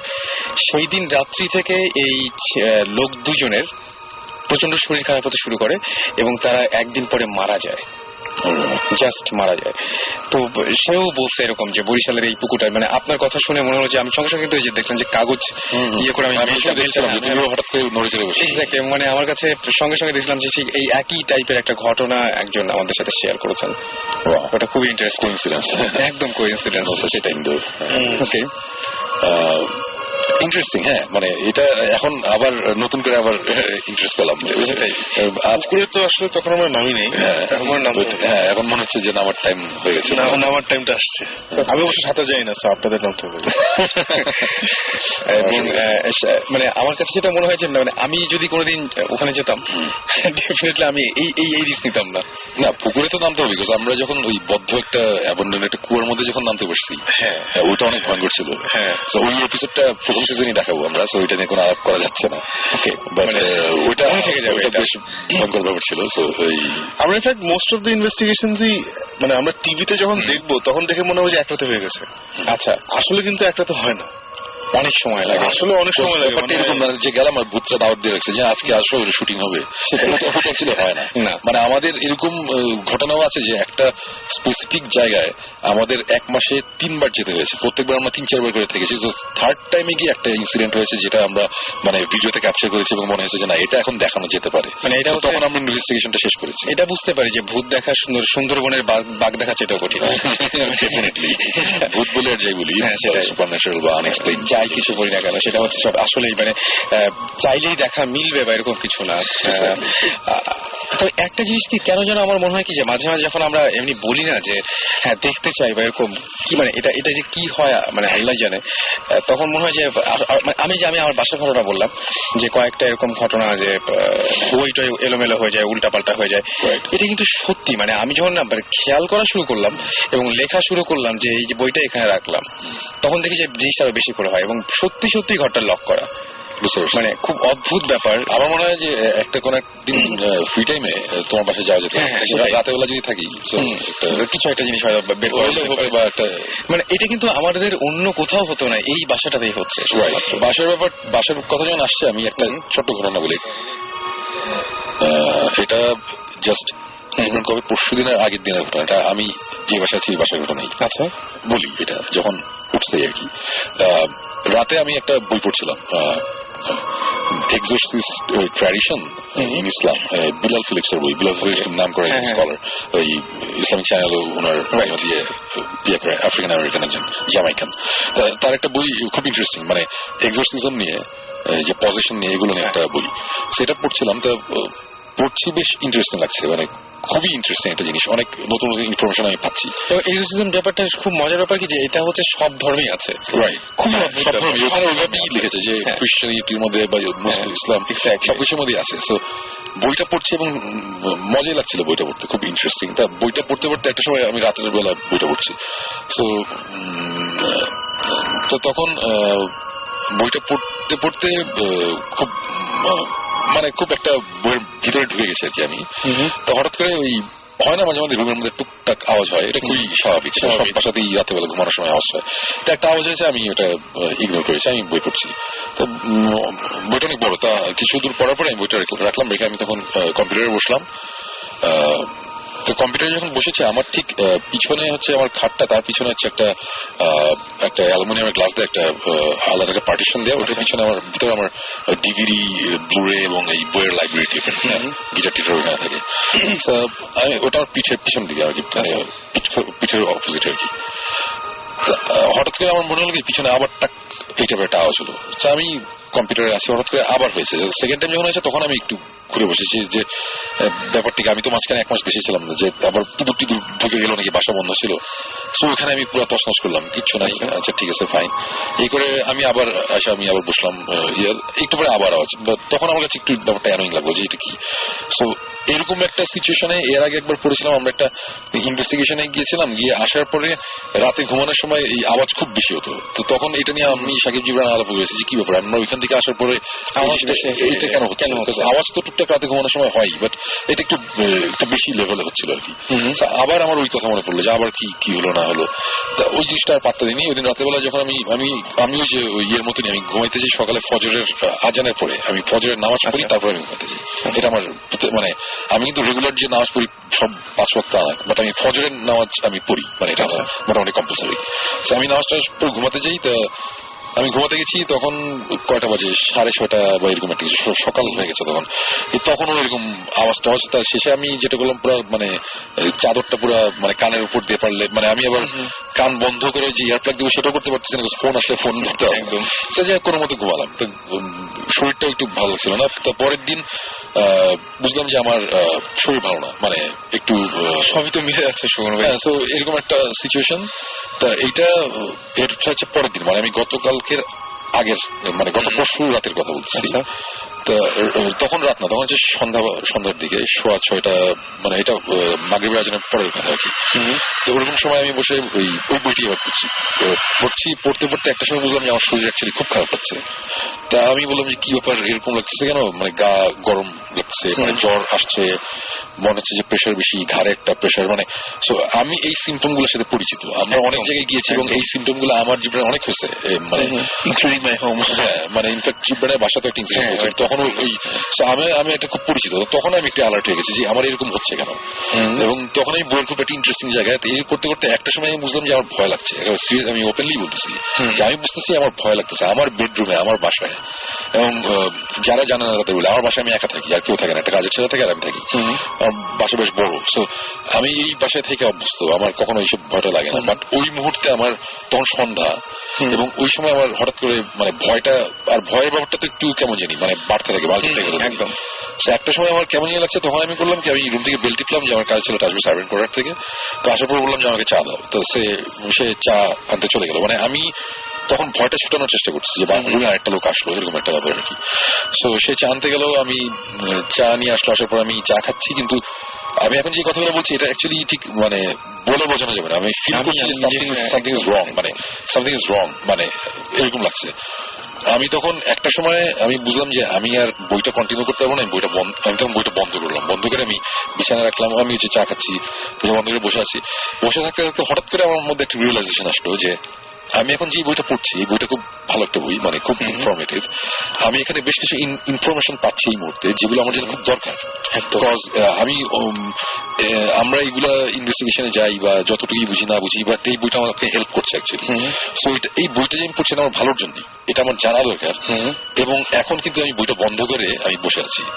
সো তখনই আমার মনে হলো যে এখানে যদি একটা সুপার ন্যাচারাল প্যারানর্মাল কোন একটা ঘটনা যদি ঘটে থাকে, এই মুহূর্তে যদি ঘটতে থাকে, আমি এটার এক্সপ্লেনেশন দিলাম যে এখন যেই কারণেই হোক আমি কিন্তু বইটা বন্ধ করে দিই, আমি বইটা পড়ছি না, which is not right. এটা ঠিক না। আমার বইটা, আমার যেই ইনফরমেশনটা আমরা পাচ্ছি হয়তো এটা অনেক ইম্পর্টেন্ট, রাইট? সো আমি তখন সাথে সাথে আবার চিন্তা করলাম যে বইটা খুলি। আচ্ছা, এবং আমি বইটা খুলে বইটা পড়লাম, এবং বইটা যখন পড়ছিলাম আমি ফিল করতে পারছিলাম যে আমার শরীর বেশ খারাপের দিকে। আমি ওই চ্যাপ্টারটা শেষ করলাম এবং আসলে বেশ ইন্টারেস্টিং কিছু ইনফরমেশন পেলাম আর কি। তো আমি বইটা রেখে দিলাম এবং আমি বুঝলাম যে আমার শরীর খারাপ, এবং আনফর্চুনেটলি আমার সাথে থার্মোমিটার নাই, বাট আমি বুঝতে পারছিলাম যে আমার জ্বর আসছে। প্যারাসিটামল খেলাম, জ্বর একটু কমলো। রাতে ঘুমাতে গেলাম, রাতে মানে কি যে সকালের দিকে। তো এরকম একটা সিচুয়েশন যে তখন বাজে হচ্ছে কয়টা, 3:30 বা এরকম। আমি খুব টায়ার্ড, মানে খুব খারাপ লাগতেছে, আমি শুয়ে পড়ছি। তো শুয়ে পড়ার সাথে সাথে মানে ঘুমাবো না, কারণ আমি জানি যে আর 1.5-2 ঘন্টা আবার উঠতে হবে, আবার নাস্তা করে ঘুমাবো। সো আমি শুয়ে আছি, বাট আমার খুব খারাপ লাগছে, মানে শেষে জ্বর, আমি মোটামুটি ফ্ল্যাট। তো ওরকম একটা অবস্থা। তো ওরকম একটা অবস্থায় যখন ফজরের টাইম হলো, তখন আমি উঠলাম, উঠে আমি ফজর নামাজ পড়লাম, পড়ে আমি আবার ঘুমাতে গেলাম। তারপরে যখন আমি শুতে গেলাম, এবং তখন কিন্তু সকাল হয়ে যাচ্ছে, বাট তখন শোয়ার পর মানে বিলিভ মি, মানে আওয়াজের একটা লিমিট থাকে, বেশ বেশ মানে টাক টুক ঠাস মানে আওয়াজগুলো কিরকম বলতে পারবো না মানে এটা হচ্ছে কি মানে অনেক সময় রাতে ঘুমাতে গেলে আমাদের সবার ক্ষেত্রে এটা হয় রাতে যখন আমরা ঘুমাই তখন সবার সময় দেখা যায় রুমে একটা টুক করে একটা আওয়াজ এই আওয়াজগুলো কিন্তু মাল্টিপ্লাই করছে মানে অনেক বেশি হচ্ছে একটু বেশি হচ্ছে আর কি এরকম একটা অবস্থাতে হঠাৎ করে একটা সময় ধাপ করে একটা খুব জোরে আওয়াজ হয়েছে তখন আমি মানে চমকে আমি উঠে পড়ি আমি বসে পড়ছি বসে আমার পাশেই সাইড টেবিল ওখানে টেবিল ল্যাম্প আছে একটা ওটা আমি অন করলাম যে কিছু একটা জোরে একটা আওয়াজ এসে এটা হচ্ছে আমার ওই যে পার্টিশনটার ভিতরে যেখানে আমার বই টইগুলো থাকে আমি সাথে সাথে লাইটটা জ্বালিয়ে আমি ওখানে গেলাম গিয়ে দেখলাম যে আমার এখন উপরের তাকে আমার কয়েকটা বই আছে ওখানে আমি আবার স্টিফেন কিং এর খুব ফ্যান আমি স্টিফেন কিং এর বই পড়ি আন্ডার দ্য ডোম একটা বই নতুন খুব ইন্টারেস্টিং বই ছিল দেখলাম যে ওই বইটা মাটিতে পড়া আর কি তো বইটা কোনোভাবে উপরের তাক থেকে মাটিতে পড়ে গেছে তো এটা পড়তেই পারে অনেক সময় আমি ওখানে রাতেবেলা একটু পরপরই যাই গিয়ে ডিভিডি বাই করি বই বাই করি তো অথবা নড়ে চড়ে গিয়েছিল হয়তো বইটা ওই কারণে পড়েছে বাট ওইটা হওয়ার পরে আমি ওর বইটা উপরে রেখে ঠিক আছে তারপরে আমি আবার শুনলাম আবার তারপর আমি ঘুমিয়ে যাই তো এরপরে আমার এই যে জ্বর আজকে এখনো আছে বাট এখন অনেক কম আমি এখন অনেক বেটার নাহলে আমি আজকে আসতে পারতাম না আমি গতকালকে আমরা গতকালকে রাতে তেমন কিছু হয়নি রাতে ইনফ্যাক্ট আমরা ওই সাকিব আমি জীবন বসে আমরা ভূতের কাজ করেছি অনেকক্ষণ সারা রাত আমরা জায়গায় ছিলাম আমরা ঘুমাতে গেছি সকাল 8টার দিকে জীবন আজকে সকাল 8টায় ঘুমাতে গেছি তো তখন আমি মনে করছিলাম কি যে আজকে বলে আমি ভূতের আসতে পারবো না জ্বর ফর্চুনেটলি আমার জ্বর এখন কমেছে এখন ভালো এবং চলে আসছে আর কি তো এটা আমি বলবো না যে এটা একটা কোনো ভৌতিক কোনো ব্যাপার বাট মানে ইন্টারেস্টিং আমার কাছে খুব ইন্টারেস্টিং লেগেছে এবং আমি কথাগুলো বললাম এই কারণেই যে এই যে ফিলিংটা এটা তো অ্যাকচুয়ালি কখনোই মানুষদের বোঝানো যায় না যে কি ফিল করছি বাট ফিলিংটা খুব অদ্ভুত ধরনের একটা হয় এবং এই সিমিলার ফিলিং আমাদের এর আগে হয়েছে অনেক জায়গায় যে কারণে আমি এই ঘটনাটা শেয়ার করলাম আমি বলছি আমি ক্লেম করছি না যে আমার ভূত বা জিন এসে বইটা ফেলা গেছে না তা না বাট সবগুলো ঘটনা একটার সাথে একটা মানে জোর লাগলে খুব ইন্টারেস্টিং একটা জিনিস হয় এই কারণে আজকে শেয়ার করলাম আর কি সত্যি আমি আমার কাছে আরেকটা জিনিস খুব অদ্ভুত লেগেছে আমি জানি না যে কি জন্য আমার কলিগ এবং আমার ফ্রেন্ড তার সঙ্গে আমি এই তো গত মঙ্গলবার অথবা বুধবার আমরা একসাথে একটা এক্সিবিশনে গিয়েছিলাম চারুকলা একটা এক্সিবিশন চলছে সেখানে গিয়েছিলাম এবং এটা আফটার অফিস এবং এক্সিবিশন থেকে ফিরে আসার পরে ওই দিন রাতের বেলায় খুব অদ্ভুত কিছু ঘটনা ঘটেছে দেখা যাচ্ছে যে আমার একবার হচ্ছে ডান পাশ থেকে কেউ ডাক দেয় আমি শুয়ে আছি একবার কেউ ডান পাশ থেকে ডাক দিচ্ছে একবার কেউ বাম পাশ থেকে ডাক দিচ্ছে এরকম একটা প্রবলেম হচ্ছে এর মাঝখানে আমি লাইফে ফার্স্ট টাইম স্বপ্নের মধ্যে জিন দেখলাম এই কয়েকদিন আগে মানে জিনটা মানে কি এরকম চেহারা কিছু না জাস্ট কেউ একজন বলছে আমি জিন আমি বললাম যে প্রমাণ কি তো সে বললো যে হাতটা আমার হাত দেখতে পারো তুমি হাত ধরে দেখো তো আমি হাতটা আমি বললাম তুমি তো ফুল স্লিভ শার্ট পরে আছো এটা উঠে দেখো তো আমি উঠানোর পরে নর্মাল মানুষের মতো হাতটা ধরলাম তখন আমি দেখছি মানে জাস্ট পাস করে যায় এটা স্বপ্নে হতেই পারে ভুল কিছু হতে পারে তো আমি খুব এক্সাইটেড আমি তারপরে বললাম যে আবার দেখি তোমার আরেকটা হাত দেখি ওই হাতটা আবার দেখালো তখন দেখলাম যে না এই হাতটার মধ্যে একদম পুরো আগুনের মতো একটা হাত এগুলো স্বপ্ন একদমই স্বপ্ন এবং তারপরে দেখলাম যে কিছু মানুষকে সে পজেস্ট করছে মানুষ পজেস্ট হয়ে যাচ্ছে এবং তারা অদ্ভুত টাইপের আচরণ করছে গল্পটা এখানে হলে ভালো হতো যে স্বপ্ন দেখছি আমি সকালবেলায় যেয়ে আমার সেই কলিগকে বললাম যে সাগর ভাই জানেন এরকম একটা স্বপ্ন দেখলাম আমি তো সে বলছে কি তুমি কি পজেস্ট হওয়া দেখছো এরকম কিছু দেখছো আমি বললাম যে হ্যাঁ দেখছি আমি তো এই স্বপ্ন দেখছি মানে এটা হচ্ছে পরের দিন অফিসের এটা হচ্ছে এই জাস্ট বৃহস্পতিবার সকালের কথা এবং এটা আমি মানে কোনো কারণ পাইনি এবং মানে তার সঙ্গে আগের দিন সন্ধ্যা পর্যন্ত ছিলাম এবং তিনি যে মানুষগুলোকে দেখেছেন আমি শুধুমাত্র সেই মানুষগুলোকে দেখিনি অন্য মানুষগুলোকে দেখেছি এবং তিনি নিজেকেও পজেস্ট হওয়া দেখেছেন আমিও নিজেকে পজেস্ট হওয়া দেখেছি এবং মানে খুবই অদ্ভুত এটা একদম হুবহু পুরোপুরি মিলে গিয়েছিল মানে প্রত্যেকটা মানুষের খুবই অদ্ভুত লেগেছে আমার কাছে এবং ওই রাত্রেবেলায় মারবার পর আমার ঘুম ভেঙে যাচ্ছিল আমি 2 বার ঘর চেঞ্জ করেছি যে না এই ঘরে ঘুম হচ্ছে না ওই ঘরে যাই এরকম ঝামেলা হচ্ছে এবং আগের দিন কিছুই না জাস্ট আমরা এক্সিবিশন থেকে ফিরেছি এবং তারপরে একই ঘটনা ঘটলো উনি আমাদের মাঝখানে ইনফ্যাক্ট এখানে এসেও একদিন একটা শোতে এসেছিলেন আচ্ছা খুব মানে অদ্ভুত টাইপের এবং ওনার বাসার বর্ণনাটাও খুব অদ্ভুত যে ওনার বাসায় কবর টবর আছে আর কি বাসার নিচে হ্যাঁ বাসার নিচে কবর আছে এটা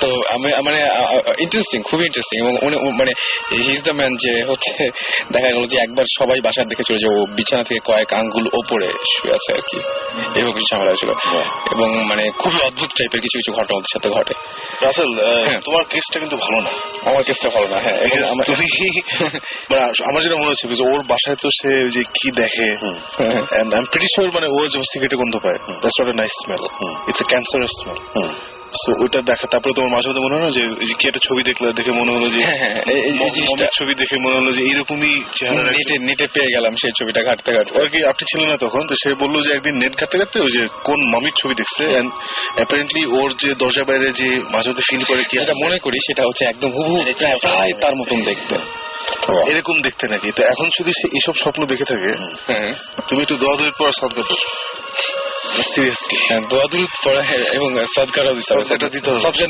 উপায়টা নিশ্চয়ই আপনি বলবেন, আমার মনে হচ্ছে যেটা সদকা হচ্ছে উপায় টুপায় কিছু না, এটা খুব সিম্পল একটা সিস্টেম, কোথাও গিয়ে বললে হবে যে আমি সদকা দিতেছি, এটা হয়ে যাবে, এটা সিরিয়াসলি ওকে। না ওটা তো আছে, প্লাস হচ্ছে ধরেন ও বাসায় আল্লাহর নামে মুরগ টুরুগ কেটে ওইটাই বলতেছি, রান্না করে আমাদেরকে ডাক দিল। আমি এটাই বলছিলাম যে আমরা বিসমিল্লাহ করে আমাদের ডাক দিলে অসুবিধা নেই, আমি এটা সদকাতে আসলে যেটা শুনলাম, সিরিয়াসলি এটা দিয়ে দিলে এটা খারাপ কিছু না, সেটাই আমার কাছে এগুলো ইনফ্যাক্ট আমিও জানি না, কারণ আমার যখন উল্টা বললে কিছু আমি আম্মাকে বলে আম্মা সদকা দিতে হবে, তবে ইট গেটস ডান। এবং আমার how it gets done I don't know. না, আমি এটা বলতে চাচ্ছিলাম যে আমি যখন এরকম করে ঘটনা ঘটে আমার মা জাস্ট শোনার পরই যেটা করে যে একটা আমাকে জাস্ট জানায় যে হ্যাঁ একটা সদকা দিয়ে দিয়েছি, এরকম টাইপের একটা কিছু। এসব কিছু বাবা মারাই বেস্ট, বাবা মারাই বেস্ট, একদম সেটাই আমার ক্ষেত্রে। ওকে, অনেকক্ষণ ধরে কিছু বলার চেষ্টা করছি। না আমি জিনিস শুনবে, মানে আপনি একটা জিনিস খেয়াল করেছেন যে মাইকের কাছে বললে ওকে, খেয়াল করেছেন যে মানে ইউর গ্যাদারিং অফ নলেজ আর কোনো good stuff, Sakib let go of my head, good stuff, যেমন আপনি নলেজটা গেম করলে আপনার ভালো হবে অন স্পেসিফিক সাবজেক্টস, রাইট, তখন এইগুলো জিনিস হচ্ছে। হ্যাঁ, রাসেলের ক্ষেত্রে অনেক আগে বলেছিল যে when he tried to do some research তখনও তোমার আনইজি ফিলিং আসছিল এগুলো। So do you think this somehow related? Related মানে কি, এখন এটা দুটো জিনিস হতে পারে। এখন কি আমি সায়েন্টিফিক ব্যাখ্যা যাব, দরকার আছে কি? না, সায়েন্টিফিক ব্যাখ্যাতে না যাওয়া ভালো। সায়েন্টিফিক ব্যাখ্যাতে মানে আমরা যদি যেহেতু আমরা ভূত এফএমে আছি, সায়েন্স এফএমে নাই, প্রোগ্রাম করতে পারি সায়েন্স এফএম, হ্যাঁ ওইটাই বলছি। সো ওটা আমরা ওখানে অন্য এবং সবচেয়ে মজার ব্যাপার যে আপনি যে এক্সোসিজমের কথা বললেন ফার্স্ট শোতে, যেটা আমি বলেছিলাম তখনও আমার কাছে ছিল হচ্ছে এক্সোসিজমের উপরে পুরোপুরি প্রিন্টেড কিছু কপি, আমি নিয়েও দেখিয়েছিলাম। তো ওই যে বললাম যে পড়ার সময় ঝামেলাগুলো হচ্ছিল, ওইটা ওই এক্সোসিজমের উপরে। ফার্স্ট আমি হচ্ছে ভূত এফএমের আগে মানে যখন এটা শুরু হয়নি তার আগে থেকে ওইটা পড়ে আমি খুব ইন্টারেস্টেড হচ্ছিলাম, এবং আমি দেখছিলাম যে আরে এটা সব ধর্মে আছে। মানে আর একটা জিনিস হচ্ছে যে সায়েন্সের যে ব্যাপারটা, যেটা অনেকেই বলে যে সায়েন্স এটাকে কি বলে, সায়েন্সের আসলে কোনো সাবজেক্ট না, এটা নিয়ে কথা বলার মতো কোনো কারণ নাই সায়েন্সের। যাই হোক, তার ওটাই। আর এখন আমরা যদি মানে এখন একটা ভাতের হোটেলে থেকে যদি বলি যে আমি ক্যাভিয়ার নাই কেন, সেগুলো লাভ নাই। তো আমরা সায়েন্সের জায়গায় থাকুক, এই জিনিস এখানে থাকুক। কিন্তু শুনে আপনি তো নিজেও বুঝতে পারছেন যে আপনার বাসায় যে ঘটনা ঘটলো এবং তারপরে অসুস্থ, আমার বাসার ব্যাপারটা হচ্ছে কি, মানে লোকজন হাসাহাসি করতে পারে, বাট আমার ধারণা আমার বাসায় মাঝে মধ্যে এই ধরনের কিছু একটা প্রেজেন্স আসে এবং মাঝে মধ্যে এই টাইপের জিনিসপত্র হয়। এটা আমি ছিলাম, আমার বাসায় ফুয়াদ 2-3 বছর ছিল, সেও যাওয়ার আগে এই কথা বলে গেছে যে শোন ভাই something is wrong, very wrong. মানে বাট আমার বাসায় কখনো এরকম কিছু হয় নাই যে ক্ষতি করে, এরকম কিছুই হয় নাই। এখন আমার বাসায় রাত্রেবেলা বই পড়তে গেলে যদি আমার জ্বর আসুক, এটা আমি হ্যান্ডেল করতে পারবো। তো ব্যাপারটা হচ্ছে ওইটাই। তো ওইটা নিয়ে ইয়ে না, বাট ইন্টারেস্টিং ব্যাপার হচ্ছে যে আমি বাসা চেঞ্জ করছি সামনে, এই কারণে না, আমি নতুন একটা বাসাতে যাওয়ার প্ল্যান করছি। ওই বাসায় গিয়ে থাকবে না, এই বাসায় অসুবিধা হবে না, বাট নতুন যে বাসাটা যাওয়ার প্ল্যান করছি ওই বাসাটা নিয়ে অনেক অনেক অনেক ধরনের কথা আছে আর কি, যেখানে আমি আরো অনেক বেশি ইন্টারেস্টেড এই বাসাটাতেই যাওয়ার জন্য। সো হোপফুলি আমি এই 1.5 মাসের মধ্যে আমি নতুন বাসায় উঠবো, তখন দেখা যাক। এটা কি ঢাকার ভেতরেই? হ্যাঁ, ঢাকার ভেতরে। আমি যে বাসা শিফট করছি আর কি, আমি ঢাকার মধ্যে আমি একটা উত্তরের দিকে একটা বাসা যাচ্ছি আর কি। তো দেখা যাক ওইটা তারপরে যাবে।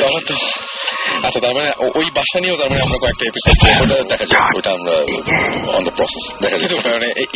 এই ব্যাপারগুলো যখন আমি দেখি যে এর আগে কয়েকটা ঘটনা জানি যে আপনি যে মানে যখন কথা বলছি কোনো একটা জায়গায় নিয়ে, তখন আপনি বলছেন যে ওখানে যেতে চাই বা ওটা এক্সপিরিয়েন্স করতে চাই।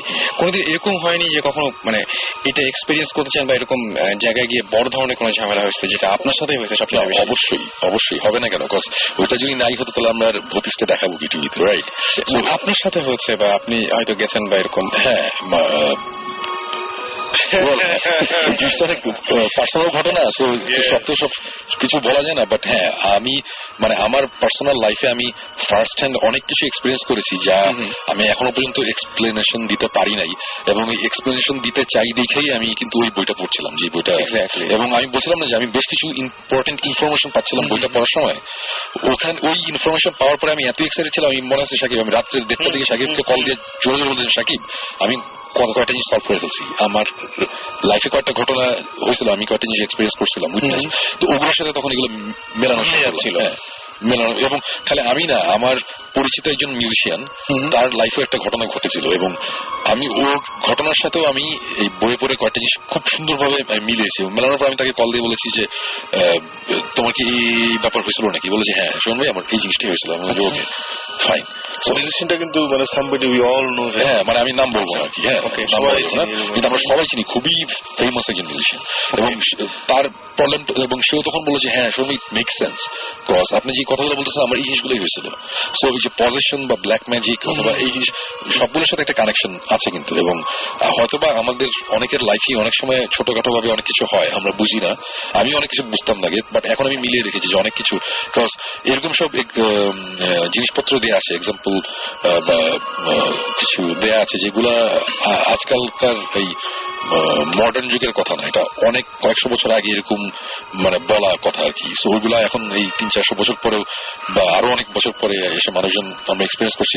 তখন স্বাভাবিকভাবেই আমি যেহেতু রিলিজনে বিশ্বাস করি, আমার বেশ কিছু জিনিস আমি তখন বিশ্বাস করছি আর কি, যে আমি কনভিন্সড। আপনি এই আপনার এই পজিশন স্টোরিগুলো, বইটা তো আপনি এখন পড়ছেন, পরে হলে আমি পড়বো, আপনি যেগুলো আমার সাথে শেয়ার করেছিলেন, আসলে আমার মনে নেই আমি কি আমার কাজিনের একটা ঘটনা শেয়ার করেছিলাম যেখানে সি ওয়াজ পজেসড। না, বলি নেই না, এটা আমরা শুনতে পারি তো, শুনতে পারি। আচ্ছা, সময় আছে বেশ কিছুটা। এটা অনেক আগের ঘটনা, অনেক আগের ঘটনা। আমি তখন অনেক ছোট, আমি ক্লাস 6-7 পড়ি। আর তখন, এখন তো আমরা আলাদা থাকি, তখন আমরা জয়েন্ট ফ্যামিলিতে থাকতাম। সো বেসিক্যালি 3 তলা বাসা ছিল, 3 তলা আর ছাদে একটা হাফ, যেগুলো থাকে না হাফ, একটা জাস্ট 2 রুম থাকে। সো ওখানে আমরা বেসিক্যালি 4 চাচার ফ্যামিলি থাকতো আর কি। মানে একদম উপরে থাকতো আমার ছোট চাচা, এটা ঝুনা চৌধুরী, পার্সোনালিটি এবং ব্যক্তিত্ব। উনি থাকতেন একদম উপরে, তখন হি ওয়াজ আনম্যারিড। উনি উপরে থাকতেন। 3 তলায় থাকতেন আমার বড় চাচা এন্ড হিজ ফ্যামিলি, 2 তলায় আমার মেজো চাচা এন্ড হিজ ফ্যামিলি, আর নিচ তলায় আমি, তখন আমার আব্বা কি ইরান ছিল ওটা মনে নেই, ওখানে আমরা থাকতাম বেসিক্যালি, আর দাদি থাকতেন আমাদের সাথে। সো আমার সব চাচারই হেভি জোশ, মানে ভেরি মানে fun people and all that. But আমার মেজো চাচা হচ্ছে বেসিক্যালি ফ্যামিলিতে কিছু থাকে না লোক যে প্রচন্ড লজিক, প্রচন্ড পড়াশোনা, প্রচন্ড মেজাজ, সবাই ভয় পায়। তো উনি ওইরকম আর কি, মানে উকিল ছিলেন, মানে তারপরে এখনো ইনফ্যাক্ট প্র্যাকটিসিং সেক্রেটারি ছিলেন, সেই অনেক কিছু আর কি। তো উনি আর কি, এবং উনি আবার খুব রিলিজিয়াস, এমন না যে উনি ওয়াজ ভেরি রিলিজিয়াস, ফ্যানাটিক না, মানে নামাজের সময় নামাজ, কোরআন শরীফ পড়েন, নর্মাল মানে ভালো রিলিজিয়াস যেটা আমরা বুঝি আর কি। তো ওনার 2 মেয়ে ছিল, একটা বড় মেয়ে, একটা ছোট মেয়ে। ছোট মেয়েটা ছিল আমার থেকে একটু বড়। আচ্ছা, so she and I were very close, কারণ পিঠাপিঠি টাইপের ছিল। ওর সাথে আমার সবচেয়ে বেশি ফুর্তি টুর্তি। আমি তখন আমি ক্লাস 4 পড়ি, মানে অনেক ছোট আমি। আচ্ছা, সে আমার থেকে 1-2 বছর বড়। তো আমরা মানে স্কুল টুল পরে বাকি সময় একসাথে, মানে প্রচুর কাজিন, তো 3 তলা মিলে কাজিন, সারাক্ষণ হইচই, কে কার বাসায় ভাত খাচ্ছে, কে কার খোঁজ করে হিসাব নেয়, এরকম ছিল। সো ওই অবস্থায় হঠাৎ করে ওই কাজিন ফেল সিক। আচ্ছা, এন্ড তো অসুখ তো আমরা দেখছি, এতগুলো বাচ্চা একসাথে আছে, একজন সারাক্ষণ কিছুটা লেগে আছে। তো ওখানে যেটা হলো যে তো অসুস্থ দেখি যে ভালো হচ্ছে না, ওর জ্বর এই সেই, অনেকদিন কেটে গেল, ওকে ভালো করা যাচ্ছে না। এট ওয়ান পয়েন্ট ওকে সরাই ফেলা হলো আমাদের সামনে থেকে। আচ্ছা, মানে আমাদের বাচ্চাদের অ্যাক্সেস কেটে দেওয়া হলো আর কি। আমরা we were not allowed to visit হার। আচ্ছা, ওকে। সো ইটস নট লাইক তার মানে জ্বর বা ছোঁয়াচে জ্বর বা চিকেন পক্স এরকম কিছু না, ভাইরাল ফিভার এরকম কিছু না। ওটা হলে সরাটা লাভ নেই, এমনি হবে অমনি হবে। জন্ডিস হলেও তো you can go and visit, right? তখন যেটা হয়েছে যে ওকে সরাই ফেলা হলো, তখন আমরা বাচ্চা, তো আমরা আসলে ঠিক বুঝি নাই যে ঘটনাটা কি। তো অনেক দিন ধরে অনেক কিছু করার পরে এগুলো ইনফ্যাক্ট আমি পরে শুনেছি, বড় হয়ে শুনেছি। তখন যেটা আমরা দেখলাম যে অনেকদিন ধরে সরে রাখা হয়েছে, বাসায় ডাক্তার টানো হয়েছে, তাকে অনেক হসপিটাল নেওয়া হয়েছে। ফাইনালি আমরা দেখলাম বাসায় কিছু হুজুর টাইপের লোকজন আসা শুরু করলো। আচ্ছা, তো হুজুর টাইপের লোকজন কেন আসতেছে তখন আমরা কেউ জানি না, আমাদেরকে বলা হচ্ছে না। আমাদের বড় বড় কিছু কাজিনরা ছিল, ওরা দেখি আমাদের দেখলে খুব সিরিয়াস চেহারা তাকিয়ে থাকে, মানে ওরাও খুব ওয়ারিড, এবং ওরা আমাদের সাথে, আমরা ছোট কাজিন যারা, আমাদের সাথে শেয়ার করছিল না আর কি। আচ্ছা, তো ওই অবস্থায় ফাইনালি এই হুজুর টুজুর ইয়ে হওয়ার পরে finally she started getting better. হুজুররা যাওয়ার পরে তারপরে হ্যাঁ, মানে হুজুর টুজুর নিয়ে অনেক কিছু হলো, এই হলো টলো, finally she started getting better. And তার মোটামুটি প্রায় 4 মাস এই পুরো জিনিসটা, প্রায় 3 মাস না 4 মাস ধরে এই পুরো জিনিসটা হয়েছে। আচ্ছা, এন্ড ও ভালো হওয়ার পরও আমরা তো বাচ্চা, আমরা তো কি হয়েছিল, না আমার ইয়ে হয়েছিল কি, টাইফয়েড হয়েছিল। That was the official story, typhoid হয়েছিল। পরে যেটা বাহির হলো, যখন আমাদের একটু বয়স টয়স হলো, তখন আছে না, সবার বাবা মাকে জিজ্ঞেস করলাম যে ঘটনা কি হয়েছে, তখন বের হলো যে সে ডিড হ্যাভ টাইফয়েড। আচ্ছা, ওকে, প্রথমে টাইফয়েড হয়েছিল, এন্ড দেন ওকে ওষুধ টষুধ দেওয়া হয়েছিল, কিন্তু নাথিং ওয়াজ ওয়ার্কিং। ও চুল টুল পড়া শুরু করছিল, ওর মাথাটা পুরো কামড়ে ফেলতেছিল, মানে চুল টুল পড়ে যাচ্ছে, হ্যান ত্যান এসে সে উল্টা পাল্টা বলা শুরু করছে।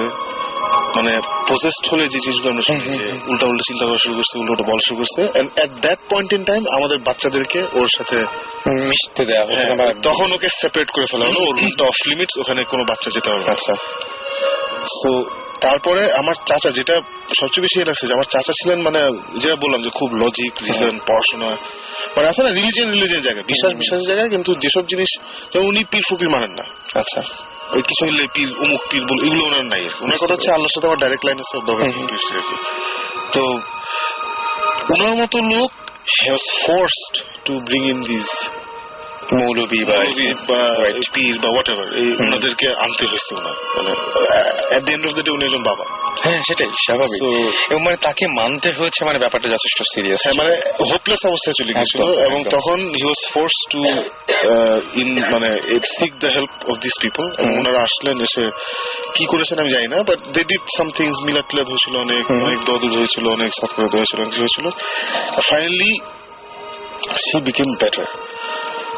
পরে আমার আম্মা আমাকে একটা ছোট্ট একটা মানে জাস্ট অ্যাসাইড একটা স্টোরি বলেছিল। My mother to this day is convinced, প্রথম থেকে আম্মা কনভিন্স ছিল যে শি ওয়াজ পজেসড। তো পজেসড ছিল, এটা হচ্ছে ওনার একটা কনভিকশন। সেকেন্ডটা হচ্ছে যে শি ওয়াজ কনভিন্স যে যেই জিনটা আমার কাজিনকে ইয়ে করছে, পজেস করছে, ওই জিনটা নাকি আমার জন্য আসছিল। আপনার? হ্যাঁ, আমাকে পজেস করতে আসছিল। তো আমি বললাম যে এটা কি ধরনের কথা, how do you know that? আমার আম্মার স্টোরি হচ্ছে যে সে নাকি ওই আমার চাচার বাসাতে একটা ছোট ঘর ছিল, যেটা নামাজের আগে থাকতো, একটা নামাজের ঘর থাকতো, টসিপ রাখা, ছোট জায়গা, আমি এরকম ছোট একটা চকির মতো করে রেখে, এটা ছোট্ট একটা ঘর ছিল, নামাজের ঘর ছিল। Right right. আম্মা প্রায় ওইখানে গিয়ে নামাজ পড়তো। অ্যাপারেন্টলি একবার সে ওখানে গিয়ে নামাজ পড়তেছে, সাডেনলি নামাজ না, কোরআন পড়ছে, তো হঠাৎ করে তার মনে হলো যে পিছিয়ে গিয়ে দাঁড়িয়েছে। আচ্ছা, তখন ঘুরে দেখে যে, আর আমি তখন নাকি ওই ফ্লোরে ছিলাম। আচ্ছা, আমি দোতলাতে ছিলাম। আমি যে রুমে ছিলাম, মানে ওই রুমের দরজাটা আমার আম্মার ওই নামাজ ঘর থেকে দেখা যায়। আচ্ছা, তো সে নাকি দেখছে যে নামাজ ঘর ক্রস করে টিপিক্যাল স্টোরি, সাদা পাঞ্জাবি, সাদা দাড়ি, এসে এরকম একটা লোক, খুব নুরানি চেহারা, সে নাকি আমি যে ঘরে আছি ওখানে ঢুকতে যাচ্ছে। আচ্ছা, তবে আম্মা যখন ওকে দেখে ফেলছে, তখন সে আমার দিকে তাকাইছে, তাকায় একটা সালাম দিছে। সালাম দিয়ে সে ঘুরে আমার কাজিন আরেকটা ঘরে ছিল, ওই ঘরে চলে গেছে। ওকে, সো এটা ভালো খারাপ কি আমি জানি না, but this is my mother story. পরে সুমন ভাই, এই আমরা তো আসলে ওয়েস্টার্ন কনসেপ্টস অফ পজিশন গুলো জানি, কারণ আমরা এত ছবি দেখেছি, ইন্টারনেট ঘাটলি 32টা পেজ চলে আসে। তো আসলে ইসলামিক বা আরবিক কনসেপশন অফ এক্সোরসিজম আমি ইনফ্যাক্ট জানা শুরু করেছি সুমন ভাই বইটা আনার পর থেকে, যে আমাদের রিলিজিয়াস বা কালচারাল ইয়েতে এগুলো ম্যানিফেস্টেশন কিভাবে হয়। তখন দেখলাম যে এই ঘটনাগুলো আমার কাজিনের যেসব গল্প আমি শুনেছি ওর সাথে অনেক একমত, এন্ড মেবি আমার আম্মা ওই তাকানোটার জন্য আই ডিডন্ট এক্সপেরিয়েন্স দ্যাট। এবং যারা এমনি এইগুলো নিয়ে জানতে চান, এক্সোরসিস্ট, তারপর এগুলো এই নামে কিন্তু বিভিন্ন, মানে এই নামে কিন্তু মুভি আছে, অনেকগুলো পার্ট আছে, তারপরে এক্সোরসিজম নামেও আছে, এমিলি রোজ নামে একটা খুব চমৎকার মুভি আছে, ইচ্ছা করলে আপনারা দেখতে পারেন। যদি এক্সোরসিজমের উপরে একটু পড়াশোনা করতে চান বা জানতে চান তাহলে দেখতে পাবেন যে এগুলো আছে, এবং খুবই অদ্ভুত টাইপের স্টোরি। এবং ওখানে কিন্তু কিছু কিছু মিডল ইস্টেও দেখায়, মিডল ইস্টেও কিছু ঘটনা দেখায় যে কিভাবে পজেসড হয় মানুষ, কিভাবে তারপর সেগুলোকে মানে আবার বের করে। রিলিজিয়ন তো at the end of the day divide করছি আমরা, আল্লাহ তো এক, আমরা এটাকে হিন্দু, মুসলিম, খ্রিস্টান, বৌদ্ধ অনেক কিছু বানাইছি, সেইটাই। So I have a feeling ওই এইসব জিন বা whatever we call this things ওই সবাইকে একই জিনিস এফেক্ট করে। এক্স্যাক্টলি। এবং প্রত্যেকটা মানে ধর্ম বলি সব জায়গাতেই এদের অস্তিত্বের কথা বা এক্সোরসিজমের এই প্রসেসটা সব জায়গাতেই আছে, এমনকি আমাদের ইসলামেও আছে। ওরপি আমাদের এসএমএস করেছেন, বলেছেন I saw A ghost in my childhood.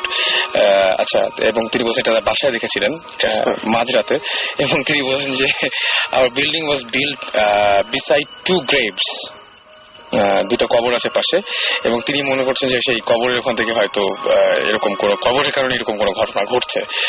আন্না আমাদের এসএমএস করেছেন এবং তিনি বলেছেন যে মাই গ্র্যান্ডফাদার, তিনি যে বাসাতে মারা যান 1999-এ, সেখানে 15 days পর তার ভাইয়ের সাম প্রবলেমস হয় এবং তারা বাসা থেকে চলে যাবার পর সেখানে একটা ছেলে, আর তারপরে এসএমএসটা আসেনি।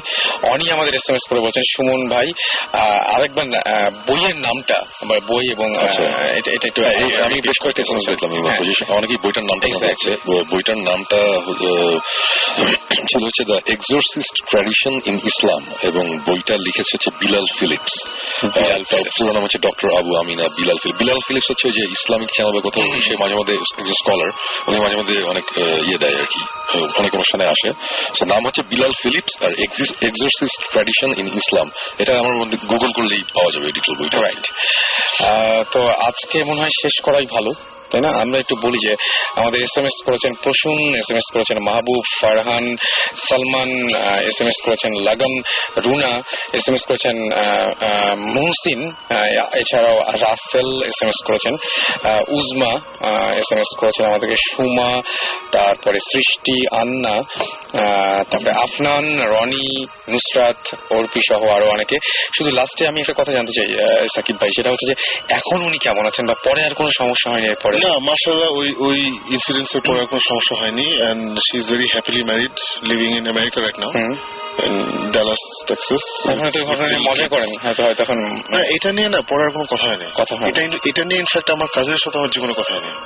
আচ্ছা, কিন্তু ছোটবেলায় যখন সে ভালো হয়ে গেছিল তখন একবার তো কি ছিল যে টাইফয়েড এসেছিল, তারপর মানে উই অবভিয়াসলি নিউ যে টাইফয়েড না, বাট জিনিসটা নিয়ে আসলে মানে কথা হয়নি, এটা আমার এন্টার ফ্যামিলিতেই কথা হয়নি, আমার আম্মার সাথে আমার এটা নিয়ে কথা হচ্ছে, এন্টার আম্মার কাছ থেকে আমি। কিন্তু ওই ব্যাপারটা খুব ভয়ঙ্কর আমার কাছে, যেটা মানে যে ঘরে একটা ঘরে না গিয়ে আরেকটা ঘরে, মানে ব্যাপারটা খুবই অদ্ভুত টাইপের। মানে অ্যাটলিস্ট আন্টি তো কিছু একটা দেখেছিলেন, সেটাই মানে আম্মা ইজ কনভিন্স যে ওই জিনিসটা আমার জন্য আসছিল, এন্ড আম্মা দেখে ফেলছে, আম্মা ভাবছে যে তখন যেহেতু আম্মা মানে কনসিয়াস করছেন অল দ্যাট, তখন ওই স্প্লিট সেকেন্ড একটা ডিসিশন চেঞ্জ হচ্ছে। আচ্ছা, এটা হচ্ছে আম্মার থিওরি। আচ্ছা, সো আই ডোন্ট নো। ওকে। আচ্ছা, আমি একটা জিনিস বলতে চাই, যারা ভূত এফএম রেগুলারলি শুনছেন, যদি আমাদের কাজের কোনো এভিডেন্স দেখতে চান বা একটা টেস্ট পেতে চান, প্লিজ ভিজিট ইউটিউব, ওখানে BHOUTIST ভৌতিস দিয়ে সার্চ দিলে আমাদের ডেমো ট্রেলারটা চলে আসবে। ইনফ্যাক্ট আমি দেখছি যে কয়েকদিন ধরে সবাই খুব দেখছেন এটা, ফেসবুকে আবার আপলোড করে দিচ্ছেন বিভিন্ন প্রোফাইলে, এবং সেটা আবার শেয়ার করছেন সবার সাথে। Thank you. আমার কাছে খুব ভালো লেগেছে এই জিনিসটা, এবং in fact you are most welcome. মানে আমি তো আমার মানে থ্যাংক ইউটা আমারও পাওয়ার, আমি নিজেও দেখেছি ইনফ্যাক্ট, এবং আমি নিজেও সেম কাজটা করছি। তো যাই হোক, সুমন ভাই শেষ করি আজকে। হ্যাঁ, শেষ করার আগে আমি আরেকটা কথা বলি, সেটা হচ্ছে যে অনেকের আমি লাস্ট টাইমও বলেছিলাম অনেকের একটা ভুল ধারণা আছে যে আমরা ভৌতিক টিমে আমরা আরো লোকজন চাচ্ছি আমরা মেল করার জন্য। অ্যাকচুয়ালি আমরা এর আগেও লাস্ট এপিসোডে বলেছিলাম, আবার বলছি যে অ্যাকচুয়ালি ভৌতিক টিম আমরা যেটা করেছি আমরা এটা নিয়েই মানে অ্যাকচুয়ালি হিমশিম খাচ্ছি, আমরা তিনজনই হ্যান্ডেল করতে পারছি না। সো আমরা অ্যাকচুয়ালি আরো মানুষজন নিয়ে কোনো ইনভেস্টিগেশনে যাওয়ার আমাদের এই মুহূর্তে কোনো প্ল্যান নাই। বাট আমাদের কখনো যদি এরকম কিছু হয় ডেফিনেটলি আমরা জানাবো, তখন আমাদের সাথে যোগাযোগ করলে আমরা দেখবো। বাট এই মুহূর্তে আমরা কাউকে নিয়ে যেতে চাচ্ছি না। ইভেন এই যে আমাকে পার্সোনালি একটা মেসেজ পাঠিয়েছে শায়ের আমান, আমি যেতে চাই, সরি আমি তোমাকে নিব না। এবং সবচেয়ে আশ্চর্য ব্যাপার কি মানে তবে না নিতে চাইলেও সে সাথে আরো কিছু একটা মানে মানুষকে অন্তত মানে উৎসাহ দেওয়ার মতো কিছু একটা বলার সময় চলে এসছে বোধহয়। আমি এবার অসংখ্য ইমেল পেয়েছি, আচ্ছা ভাইয়া আপনারা নিবেন না, ভালো কথা, আমরা কয়েকজন মিলে টিম করেছি, ভালো, খুবই ভালো, সবাই মিলে টিম করুক। বাট আমার কথা হচ্ছে যে যাই করুক নাই করুক এই সম্বন্ধে একটু পড়াশোনা একটু রিসার্চ করে একটু প্রিকশন নিয়ে তারপর যাওয়া উচিত। কজ আমরা তো কোনো এক্সপার্ট না, আমি সাকিব জীবন কোনো এক্সপার্ট না, বাট এতটুকু বলবো যে এই জিনিস নিয়ে অ্যাটলিস্ট 7-8 বছর ধরে ঘাটাঘাটি করে তারপরে আমরা এখনো অনেক জায়গায় গিয়ে, এবং আমার ধারণা ভৌতিক এপিসোড গুলো যখন আসবে তখন 2-1 এপিসোড দেখলেই মানুষজন বুঝতে পারবে জিনিসটা খুব একটা সোজা জিনিসটা বা খুব একটা সেফ জিনিসটা। আমরা অনেক কিছুর মুখোমুখি হয়েছি মানে প্রবলেমের আর কি, তো এটাই আর কি, সেটা সাবধান থাকাই ভালো আর কি। সেটাই আমার কাছেও সেটাই মনে হয়। এবং সত্যি কথা বলতে কি যেটা আসলে ফান করার মতো কোনো জিনিস না, একদমই আমার কাছে এটা মনে হয় একদমই ফান করা কিছু না। সুমন ভাইয়ের কাছ থেকে আজকে আর কিছু শুনতে চাইলাম না, একটু সিক সুমন ভাই বলেছেন শুরুতেই, থ্যাংক ইউ। তারপরেও আমরা পেয়েছি সুমন ভাইকে, এটা হচ্ছে আমরা সো লাকি। আর অনেকদিন পরে আবার হচ্ছে সাকিব ভাইয়ের কাছ থেকে, এবং বরাবর মতো একটা চমৎকার 4 সপ্তাহ সুমন ভাই যেহেতু ভূতের গল্প শেষ, আমি লাস্ট একটা কথা বলি। রাসেল, তুমি কি ইউনাইটেড স্টেটস এর ভিসা পেয়েছো নাকি বাই এনি চান্স? না পাই না। টাইম বলার সময় আমেরিকার টাইম বলছো? ও আচ্ছা, হ্যাঁ আমি একদম পুরোপুরি সকাল হয়ে যাচ্ছে এরকম একটা ব্যাপার হচ্ছে। এটা মানে আমি এরকম হতে পারে মানে এরকম ভালো যে পজেসড হয়েছি হয়তো ওই দিকের আপনার সাথে চলে এসছে এবং তারপরে আমি পজেসড হয়েছি, এরকম হতে পারে। এনিওয়েজ, আচ্ছা আপনারা যারা SMS করবে তখন তো করেছেনই, আরেকবার বলি আমাদের SMS করার নিয়ম হচ্ছে শাউট লিখে স্পেসে আপনার নাম লিখে স্পেসে আপনার মেসেজ লিখে পাঠিয়ে দিতে পারেন 9840 নম্বরে। আর যারা ইমেল করতে চান তারা হচ্ছে ভূত FM BHOOT ভূত তারপরে FM@radiofurti.fm, এখানে আপনি ইমেল করে আপনার ঘটনাগুলো জানাতে পারেন। আপনাদের SMS গুলো সযত্নে আমার কাছে জমা আছে, এবং আপনাদের ইমেলের মাধ্যমে আপনাদের কাছে ফোন কলও যাবে, এবং ফোন কলের মাধ্যমে আপনারা অবশ্যই আমাদের এখানে পার্টিসিপেট করতে করার একটা সুযোগ পাবেন। আর সেই সাথে যেটা বলবো যে অবশ্যই ইমেইলের সাথে আপনার টেলিফোন নাম্বার এবং অথবা সেলফোন নাম্বার এবং আপনারা কোন জায়গায় আপনি আছেন সেটা অবশ্যই, মানে ঢাকা, চট্টগ্রাম, রাজশাহী, সিলেট, বগুড়া, রংপুর, যেখানে থেকে হোক না কেন নিচে অবশ্যই লিখবেন আপনার জায়গার নাম, কোন জায়গা থেকে লিখছেন, এবং যদি আপনারা শোতে আসতে চান সেই ব্যাপারেও আপনারা ইচ্ছা করলে আমাদের সাথে কন্ট্যাক্ট করতে পারেন। ঘড়িতে সময় এখন রাত 2:07। সো শেষ করতে হচ্ছে, কথা হবে আবারও আগামী শুক্রবার ভূত FM এ ঠিক 11:59। সেই পর্যন্ত সবাই ভালো থাকবেন, সুস্থ থাকবেন, সুন্দর থাকবেন, এবং শেষ করার আগে একটা ওয়ার্নিং দিতে চাই। শিওর, প্লিজ গভীর রাতে যদি কেউ বাসে ওঠেন একটু ভালো করে দেখে নিও যে সিটে যারা বসে আছে আসলেই মানুষ নাকি। আমাদের ভৌতিক একটা ইনভেস্টিগেশন আমরা করছি এখন, ওই স্টোরিটার সিজন 2 ইনশাআল্লাহ দেখবো। ভাই আমার তো মানে খুবই রিসেন্টলি আমার পাহাড়ে যাওয়ার ইচ্ছা আছে, আমি বুঝতে পারছি না যে রাতেই। Okay, so thank you so much এতক্ষণ ধরে আমাদের সঙ্গে ছিলেন। স্টে টিউন টু রেডিও ফুর্তি, ফিরে আসবো আবারও আগামী শুক্রবার একই সময়ে আপনাদের সাথে। রাসেল থাকবো এবং সেই সাথে থাকবে ভৌতিক টিম। সেই পর্যন্ত সবাই ভালো থাকবেন এবং বেশি করে সাহস সঞ্চার করবেন যাতে ভালোভাবে ভূত FM শুনতে পারেন।